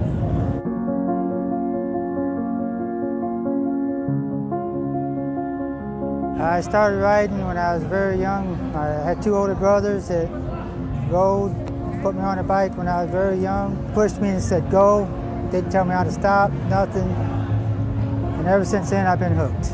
I started riding 30 years ago. My first Harley was a Deuce, 2001. And well, it was a dream became true when I was so young. I've been a Harley since 12 years. And I fell in love with Harleys. And I've been riding since the day I turned 16. I had a little Honda 150 delivered and I've never been off of it. I've always liked motorcycles. I had the fear of them. And my wife says, why don't you take a class and see if you like it? That's all it took, 1995. I didn't ride as an adult until I was about 40. And, but I just kind of heard the call of the road, haven't looked back since. I love it. Heard the call. You heard so many of those fans outside the museum talk about freedom. That seems to be a word that is used over and over again when it comes to riding motorcycles. Well, you hear those stories, and really, all of those stories kind of hit home, I think, with anyone who rides. You know, there's something that came out of every one of those mouths that makes, you know, there's something for me about that. So, We're all riders at heart. Whether you ride every single day, whether you ride twice a year, whether you have 10 bikes, We're also up here with Willie G. Willie it's G, great we have to the be honor a of having rider. our race of gentlemen all the time. Well, there you see the thank shot. You so much for having Just us be a part of this gorgeous great setting for these 150th races anniversary. out here You're having fun today out here today, and thank you again. at the Bradford Beach Brawl. We move on. These are more riders from, I'm being told, our Hollywood class. I don't know how complete this heat will be, Lance. This one looks to be potentially a head-to-head battle here. So we have the number 50 and the number Springer front end. All right, ladies and gentlemen, Willie G.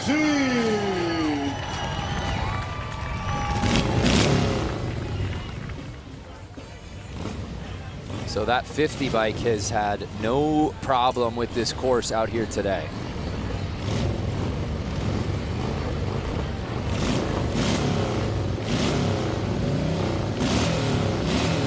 Notice this kickstarter just kind of flailing around back there. So much vibration going through those bikes right now.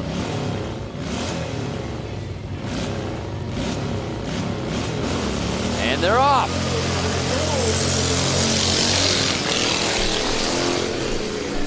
And again, the 50 bike showing no problem out the gate, takes the early lead. Is 50 gonna do it again? Yeah, well, let's find out. He's leaving the inside open. Number 39. But no, 50 around that turn is able to maintain the lead. There may be no looking back for him now. The Hollywood 80 exhibition race. They're gonna roost him.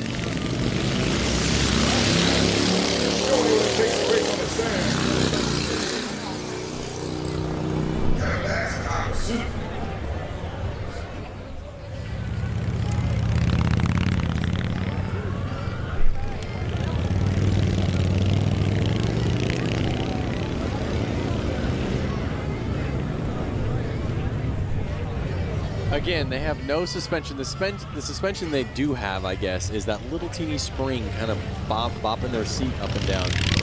And to no one's surprise, it's ladies and gentlemen. So Brian Cannon just keeps winning these heats, whether it's a semi, a quarter, a final. Oh, and he does what he did in his first race win. Drops the bike after the checkered flag. Maybe it's a signature move. Love it. Steve, no fear 50. Yeah, that's the way he's been riding today. Lance, what's the oldest bike you've ever ridden on? The oldest bike I've ever ridden on. It's got to just be my 56 Panhead. I don't think I've ridden anything older than that. I've had older cars. 52 Oldsmobile. But when you really think about it, a vehicle from the 50s, I mean, that thing is almost 70 years old. Right. You know, I mean, it's just incredible. I definitely get mind blown.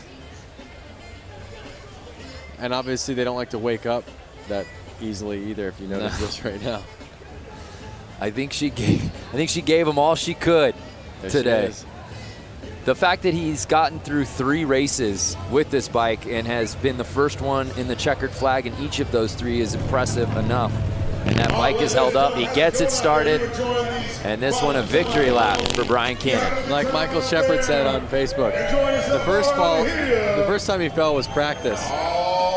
That one was for real. Another big round of applause for Brian Cannon. He dug it on out of the sand. Bring it back around for you right there. So Brian Cannon showing love to the fans out here in Milwaukee. Great day of riding for him.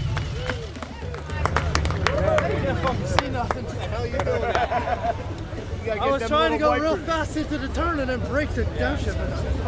It's the Harley-Davidson 115th anniversary celebration. We had Flat Out Friday last night in downtown Milwaukee. We had a hill climb at a small ski resort earlier today, and we wrap up the weekend contests out here at beautiful Bradford Beach.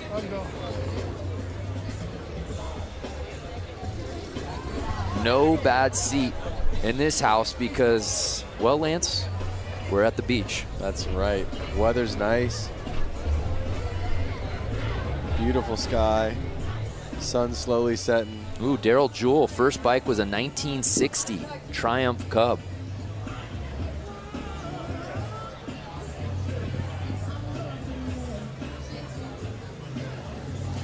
So the sun is setting on a gorgeous day out here on the water. Weather has been perfect. The conditions have been fantastic. Folks, I got crazy Uncle Harry up here. He's riding that rail car. All right, come up here, wave to everybody out there in the field. This is crazy Uncle Harry. And we're still not done. Look at that sunset. Come on.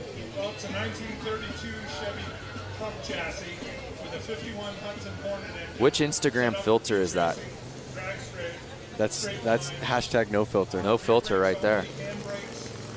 That's just real life. All right, great. And you got another Hudson, right? What's that one all about? I've got two others. I've got a So it looks like we've got our next class starting to slowly line up. We'll get word on who that is. Thank you, Harry. We see the 1188 bike Uncle Harry, man, out he's been here. riding that rail car. I'm being told it's the brakeless 45. That's about it for that. We won't see that anymore. We got to give that some TLC in the pits. We're going to run this brakeless. Those are some boots right there. Final out here. That's the brakeless 45 class. They are. How long do you think it takes to lace up? Those look brand spanking new. Killer boots, man. He's new boot scooting. So who will join the 1188 bike? This isn't just a timed race. Let's get some competitors out here. Yep. Well, one thing I have to say is the hooligans are coming up right after this class. And I'm excited to see those guys bang bars. Yeah. You know, Ooh. Rubbin's racing. Chad Mata with an interesting idea pitch. Hot Dog Man on a bike. Maybe for that last hooligan race, we can get him out here? We've definitely already signed a contract with him. I'm actually representing him now, by the way. He's my client. So it's all got to go through me. Holy cow. I'm going to get my 10%. Believe you me.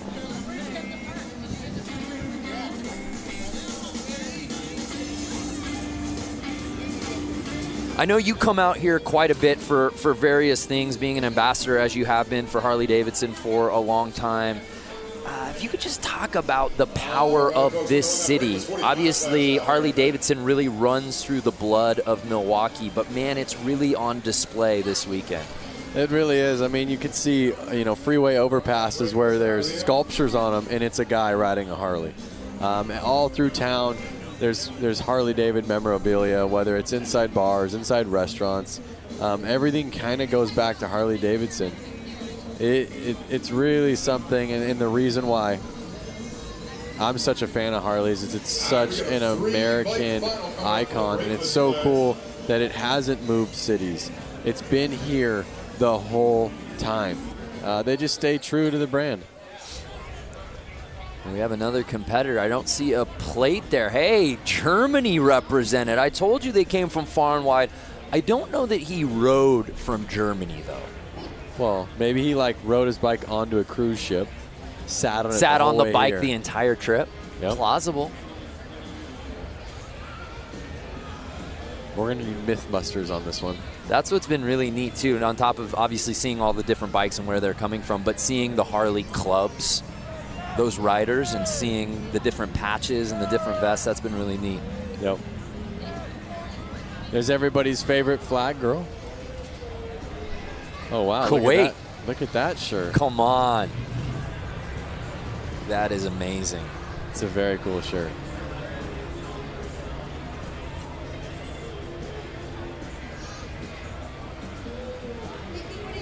Charleston, South Carolina represent. And as we're taking a tour of different fans watching here in attendance from different places, again, let's reset the question on Facebook. Where are you people watching from?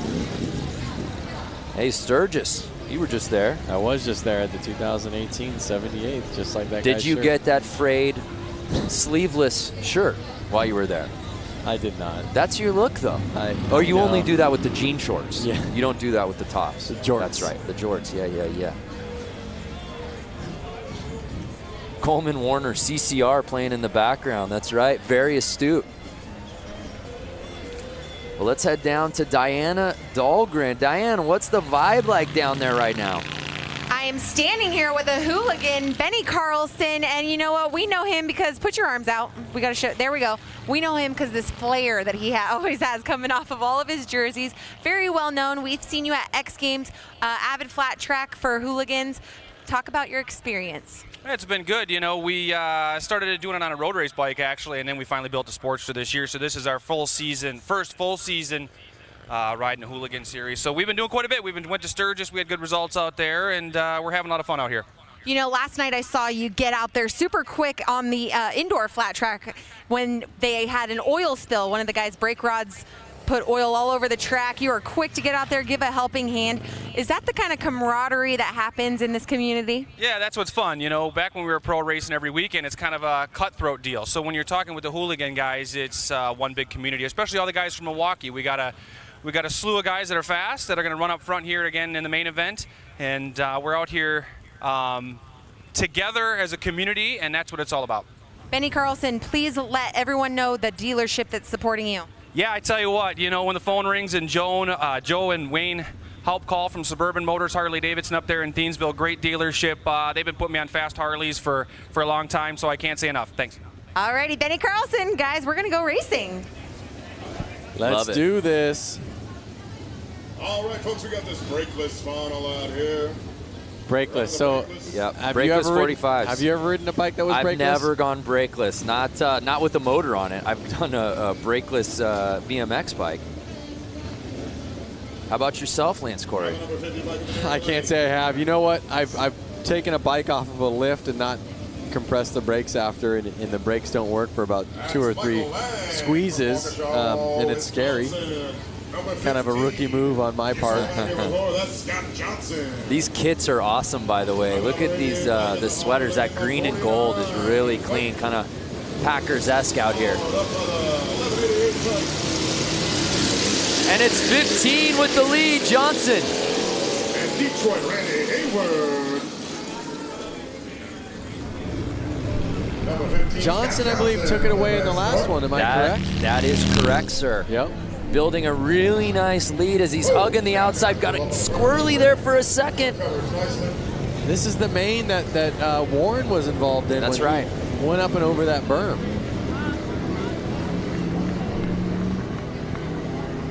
There you go. And right now, Johnson just building that lead as he hugs that outside wall. I was just going to say, notice how Johnson's almost kind of riding the berm. Listen to his bike rip by.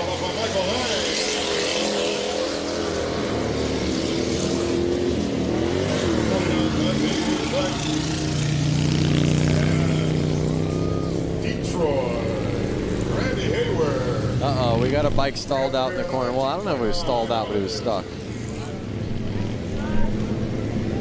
There he is. Yeah, 1188. What's going on with his bike? In the new boots. New boot scoop. Notice some of these guys like himself, they're not wearing glasses, goggles. I mean, you get one roost. Yeah, these are brave men. I mean, we're talking about sand here. Look at that, riding the berm. Yeah, Johnson just leaving no doubt about it. Whoa. Oh no! Just as I say that, he makes things interesting, but he's built such a lead, Lance. Don't speak too soon. Awesome shot on the straightaway there.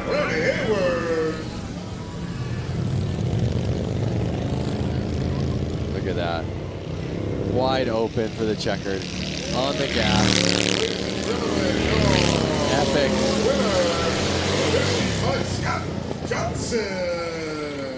So Scott Johnson takes the checkered here in the brakeless 45 class. Yep. And he went out front. He owned that race. Yeah, there was no doubt. Got the whole shot. Rode outside early, and then there was no looking back. Let's take another look right out the gate. Just so much control right from the start. He had it in his eyes. He had it in his brain. I'm going to be the first one in corner one. I'm going to rail these corners, and I'm going to take home this checkered flag. Scott is a local, so, you know, did he sleep in his own bed tonight? Was he the most comfortable? Was he secretly training on these beaches? Big round of applause for Randy, everybody. Detroit. Yes. Nearly a 90-year-old bike. Yeah, just incredible. 1929. So awesome. So Scott Johnson, he did make it interesting a little late, but again, just had such a sizable lead. No one could catch him.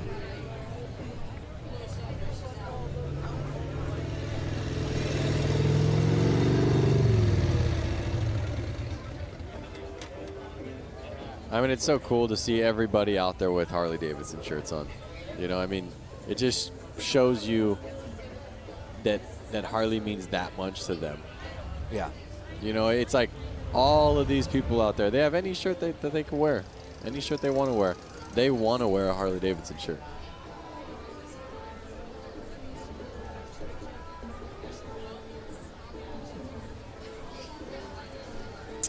While we get this course maintenance underway, let's look back at this week. Diana Dahlgren went out to the Harley-Davidson Museum for a tour unlike any other.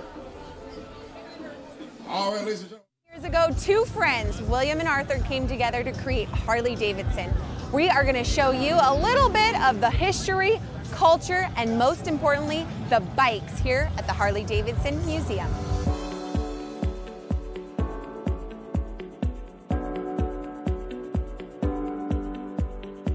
Behind us is the bike that started it all. Yep. Which is gorgeous. The oldest Harley-Davidson in existence. Both Bill Harley and Arthur Davidson were really avid bicyclists, and Bill Harley actually worked for a bicycle company here in Milwaukee, and their first project was to build a motor to literally put in a bicycle. You can see how they kind of shaped the frame so that it would embrace the engine, and that kind of set the standard for what we still do now. Can I write it out of here? Well, first of all, you'd have to guess it out.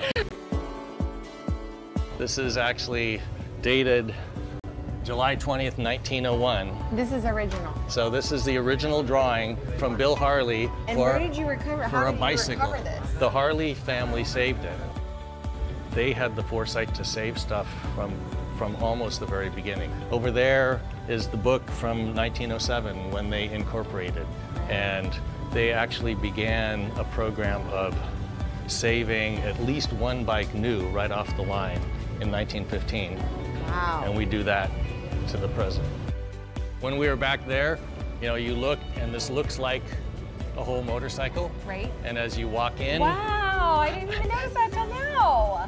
That's amazing. See, it This works. thing's completely taken apart. so, you know, the idea here in this whole room is to give people, you know, a sense that the engine from the first bike we built today is the, you know, real heart of the motorcycle, both, you know, obviously from making it go, but from a design point of view, we always show that beautiful engine like it's a jewel in a setting.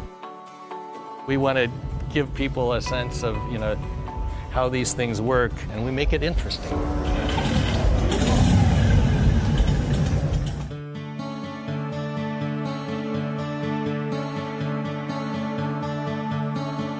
By 1920, we were the largest motorcycle company in the world and sold over 28,000. In those early decades, there were dozens, we think as many as 60 different American motorcycle companies. By the time we came out of the Depression, there were only 2 companies left. You know, the major turning point was World War II. Over the course of World War II, we made almost 90,000 military bikes. What kind of jobs in the military were Harleys actually assigned to? They were mostly, they called them dispatch riders. Okay. So they were taking messages from one place to another. Our story weaves in and out of the story of American history.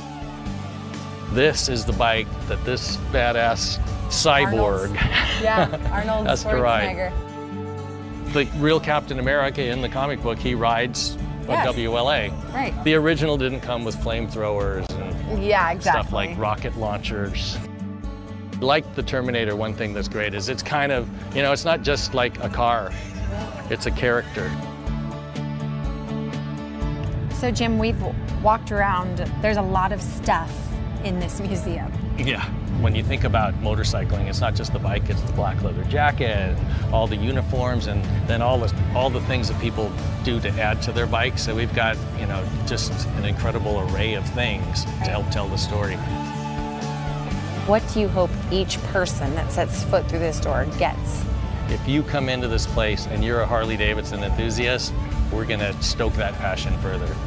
If you got dragged along by somebody and you don't think you're gonna like it, you're gonna leave thinking, you know, that was actually interesting and I've never really thought much about motorcycling, but that's an interesting subject. There's something for everyone here at the Harley-Davidson Museum, that's for sure. That's the goal.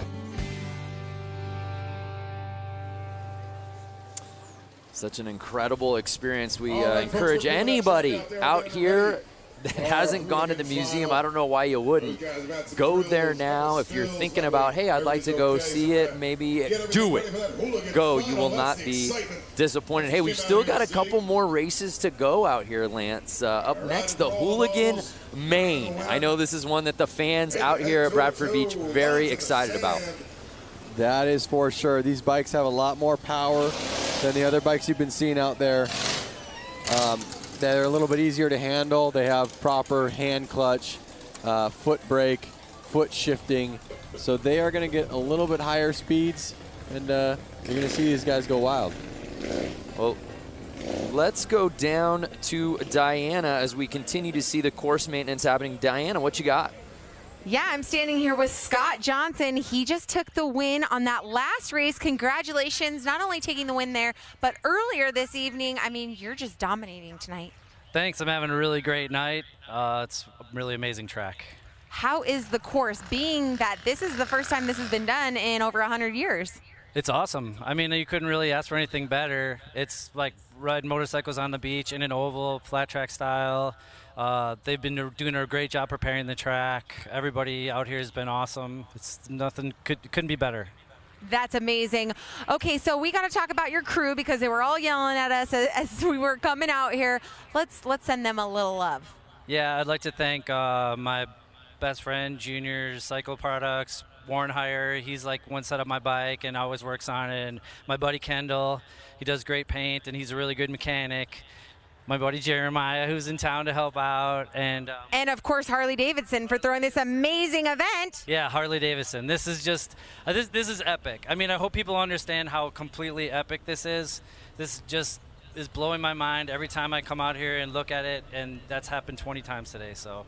That's right, completely epic. Doesn't even describe how amazing this experience is to be on Bradford Beach. I mean, like I said, over 100 years since the last race was contended here. So guys, we're gonna get ready for the Hooligan as soon as they get done doing this track. Are you ready to race? Yeah, absolutely. Scott Johnson. All right. Scott Johnson, by the way, if I'm giving out an MVP award out here for the Beach Brawl, I think it's Scott Johnson. He's had himself a day. Yep, and look at it. He's just like calm and collective over there. Here's a crazy idea. What if instead of just, you know, softening out this course, what if the rollers there you see behind the water truck, what if those guys went head-to-head and raced this course? We had a couple people on Facebook asking for that. I have no idea what the top speed is. I feel like they're going as fast as they can go. Would it be dangerous if they accidentally went off the course? Yeah, absolutely it would be, but that's part of the appeal, I suppose. Okay. So that way there's never really a course hole. When they go racing, let me know so I can get as far away from this as I can. No, you're calling it, my friend. So if you're just joining us, hopefully you stay with us because you're in for a treat. We've still got some huge races coming up. The Hooligan Main the TROG exhibition right around the corner as we get this course ready. It's the Harley-Davidson 115th anniversary celebration. We had flat track racing indoors last night at Flat Out Friday. We had a hill climb out earlier this morning at Little Switzerland Ski Resort.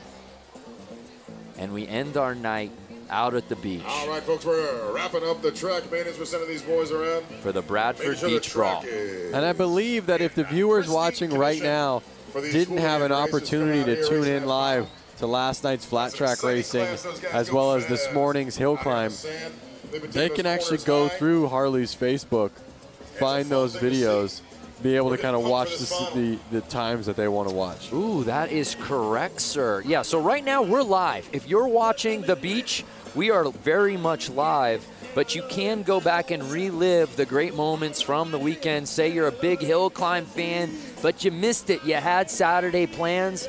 All good. Go find the video of all the races. We got a cornucopia of highlights for you to go watch. Go find the video of JJ launching his Sportster up Little Switzerland Mountain. Was that ever a run? Let's head back down to Diana. Hey guys, I'm back down here on the gorgeous beach, and I'm standing here with this very tall gentleman, Brock St. Clair. Did I get it right? St. Clair? Yeah. Yes. Okay, the only reason why I know his last name is because I thought it was the city where he was from. Anyways, long story short, we'll move on. Okay, Brock. Yes. We are here at the 115th anniversary. As you know, huge parties happening all week long. We've been together hanging out in the festivals and concerts and all these events. How has your experience been as the Freedom intern?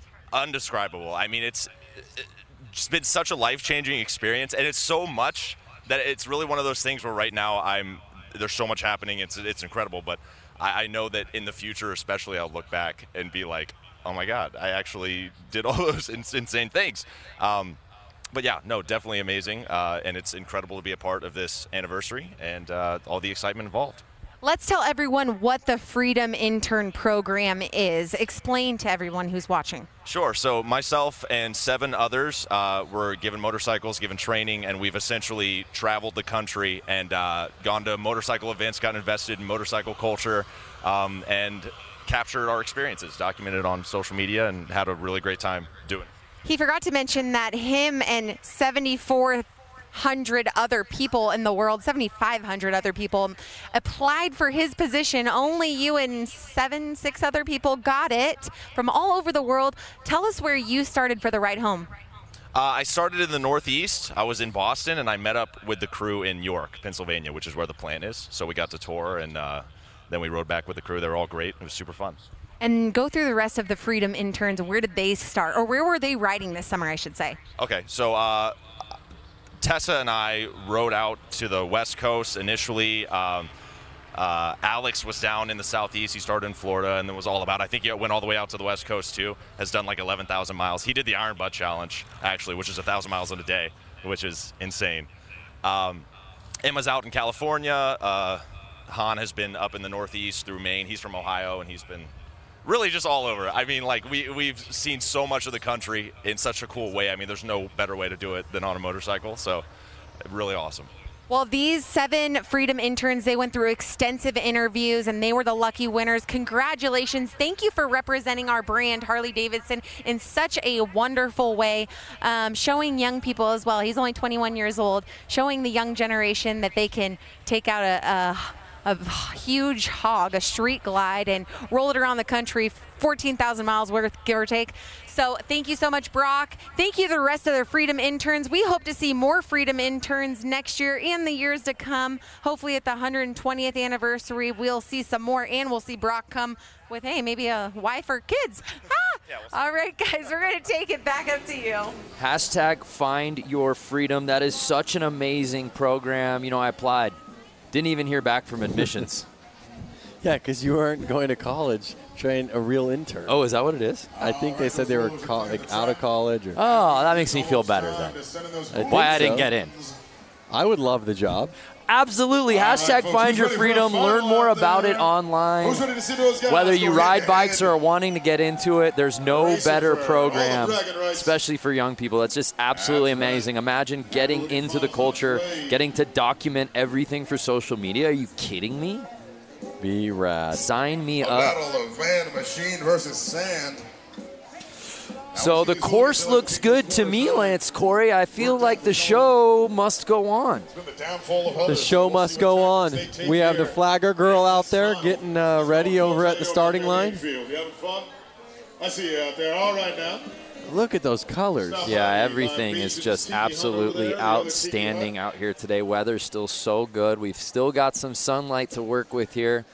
And as long as we got sun, we're racing. Yep. If your friends are calling you up, wondering what you're doing right now, they want you to come help them move a couch. They want you to come help them do some yard work, spread some mulch out. You tell them, I can't do it, brother. All right, so it's I'm at the Bradford Beach time for that Brawl. hooligan That's right. main. Curious for those fans watching at home, do you have a favorite hooligan? Do you belong to a hooligan club yourself? Be sure to tag Harley-Davidson, tag all that stuff, tag the Racing Gentlemen, hashtag Bradford Beach Brawl. Do it up, let everybody know where you're at. Make all your friends Lance, jealous. I know you being an LA-based guy, you're very close to so many of these Southern California hooligans that we've seen out here this weekend. I'm not sure if any of them really made it into the out into this one, yeah. Into the main. A lot of guys are coming out of the woodworks. A lot of good riders who, you know, are 9-to-5ers. They're out there. Yeah, they are out there. They're actually coming on the track right now. The hooligan main event is going to happen. We are seconds away. They're passing me. I'm inches away from these guys. So talented, and a lot of these guys have competed in multiple events this weekend, guys. Talk about a few of these riders and all their talent, the talent field they carry. Diana, you've gotten a chance to hang with a lot of these guys you've interviewed, half if not most of them throughout the 2 days of action out here. They all just have such fantastic stories on how they got here. It's easy for fans to get behind and root for guys like this hooligan class, right? Yeah, that's right. And you know what? There are a handful of hooligans that didn't qualify into this event. I bet they're so bummed about it. But you know what? Like we saw, racing is racing. JJ Flaherty going down in the shaded area, you know, with one hand off the wheel bars. Anything can happen in racing, and that's the coolest part about it. Is it always a surprise? It is always a surprise. So there you see the format for tonight's main. Big names here in this hooligan main. Of course, Danny Holbus, Benny Carlson, Joshua Young, and Hansen, and we're off! And again, remember, these bikes are faster and they're easier to handle than those old bikes. We're gonna see some fast racing here. And we're seeing more of the same from Hansen. We saw it earlier in his previous heat, taking the lead, going tight on the turns, and he looks like the one to beat, Lance. It looks like he's out there in front, and he's not letting off. Looking back. But he's looking back. He's hearing footsteps. It's Holbus, 142, trying to make the pass. Riding that outside line. Is the outside going to be faster? We'll see on the straightaway. Does he pass him? He slingshotted that outside corner. Oh, shaking, baking his way past 33. Is he going to keep staying on the outside? Is that going to be faster? We'll see, and the strategy works, Lance. They are on the gas. Now can Hansen return the favor on the inside? Look at him. Oh, he's gone. Wow, look at how rutted it's getting. Even after all that course maintenance, Lance. These bikes are powerful and they are roosting. Amazing. 2 laps to go. But Danny Holbus has been primarily riding on the outside, and he's holding the lead. Notice Holbus on that corner, on corner 4. He's actually riding the berm. Look at how high up he's going. Look at that. He's getting up on the berm. Watch him come out of this next corner. That's not easy to handle that bike through that. Watch him come up on this berm right here. He went up. Yeah, he's riding up on the wall. And that's it. Danny Holbus winning the Hooligan Main out here at the Bradford Beach Brawl. After Hooligan winner, ladies and gentlemen.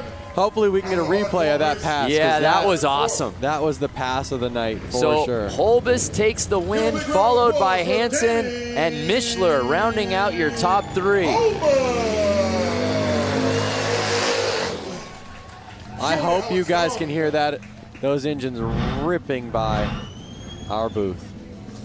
And again, it was Hansen taking the early lead, had the whole shot, was riding the inside, couldn't ask for much more, but then you just see 142 Holbus zooming around that corner and on the straightaway, and there was no looking back, Lance. Yep, it was that slingshot effect. Look at these ruts, just squirrely. A well-deserved victory lap. Running around with a checkered flag, showing that pride that he just won. And these guys didn't just win this race. He had to go through qualifiers, heats to make it here. Oh, 100%. It wasn't just, oh, one race and you won. No, it was proof in the pudding that it took all day to get this checkered flag. All day, that's an understatement. We saw him out at the hill climb earlier today. He's had a full weekend, right? Just like we've had, just like you viewers have had. And it's been awesome. So Danny Holbus taking the checkered flag here in the Hooligan Main, doing it in dramatic fashion. That's it right there, folks. That was his victory lap, winning that Hooligan class. That's exciting, ladies and gentlemen. Danny. Dan Mulder, 142, was riding the wall of death. Danny Holbus, that's right. So awesome. So a great win for Danny, a great race all the way around.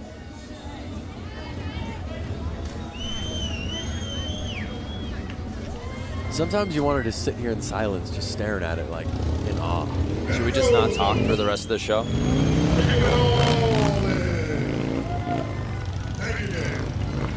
Hopefully Diana can get down there and get a quick interview with him. Reppin' Milwaukee Harley-Davidson. Danny Holbus. And let's send it down to Diana, who's with our winner. Oh, he said he had a funny story with me. But anyways, this is Danny. Big round of applause for our Hooligan winner. This has got to be such a special feeling for you here this weekend. Huge party happening, and you took the win for the Hooligan class. Yeah, I'm super pumped. I have so many friends and family here.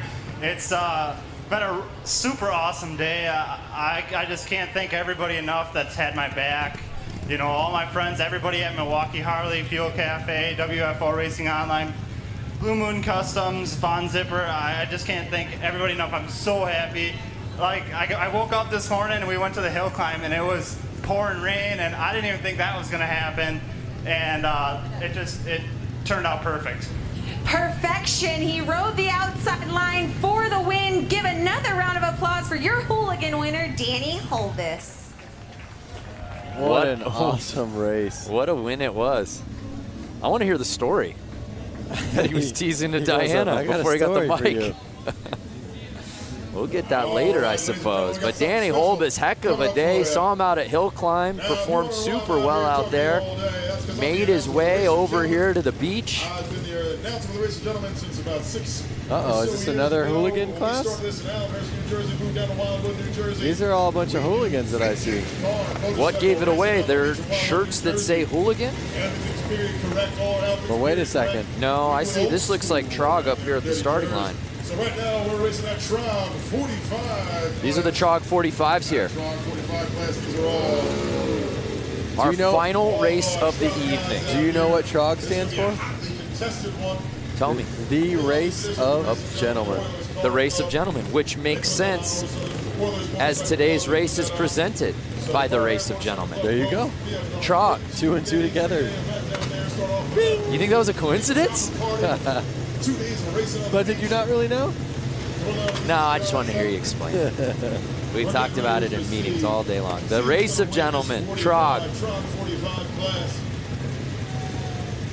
Keep an eye on these guys. So this is it, the final race of the weekend here at the Harley-Davidson 115th anniversary celebration. These guys are about to give it all they got. In the finals of the TROG 45 class. Checkered flag girl looking at them, making sure they're all ready to go. And they're off! 6 bikes, our final race, oh no!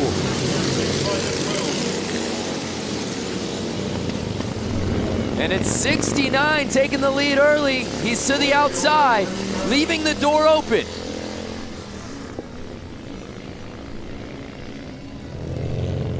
There they are again. Compared to the hooligans, these bikes are a lot harder to ride. Yeah. No hand controls, and not as good of suspension. A little bit slower engines. So these guys are wrestling. I'm hearing all the cons. How about the pros, Lance? The pros is the fact that they're riding bikes that are 50, 60, 70 years old, and they're keeping the dream alive. You know. So it's the bike 69 with a sizable lead. Something is really going to have to go south for him to lose this thing. Oh, Detroit, right here. Pushing that 29 Harley-Davidson to the max. So we're in the midst of the race of gentlemen. The 69 gives a look back. It's our final race of the evening. On the gas, their hands got to be tired, their arms, their forearms got to be tired. One more flag. Final lap of the weekend. These guys are going to lay it all out on the line right here, right now. Trying to chase him down. Uh-oh, making it interesting. They're getting tired, the track's getting rough. Currently in third. Can they keep it together? And Detroit, Randy Hayward. He's cruising now, Lance. Yeah, he's exhausted. You can tell these guys are beat. And there it is, the checkered flag of the night. 2018 races are in the books. 69 putting it down on the final race of the night, and the race of gentlemen officially in the books here at the Bradford Beach Brawl.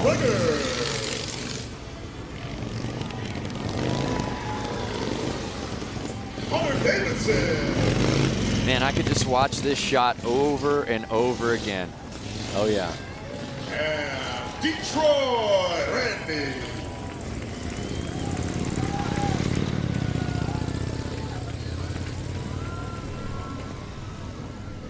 Look at that city.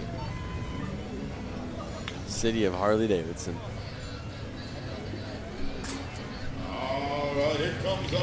What a day of racing. What a weekend of racing.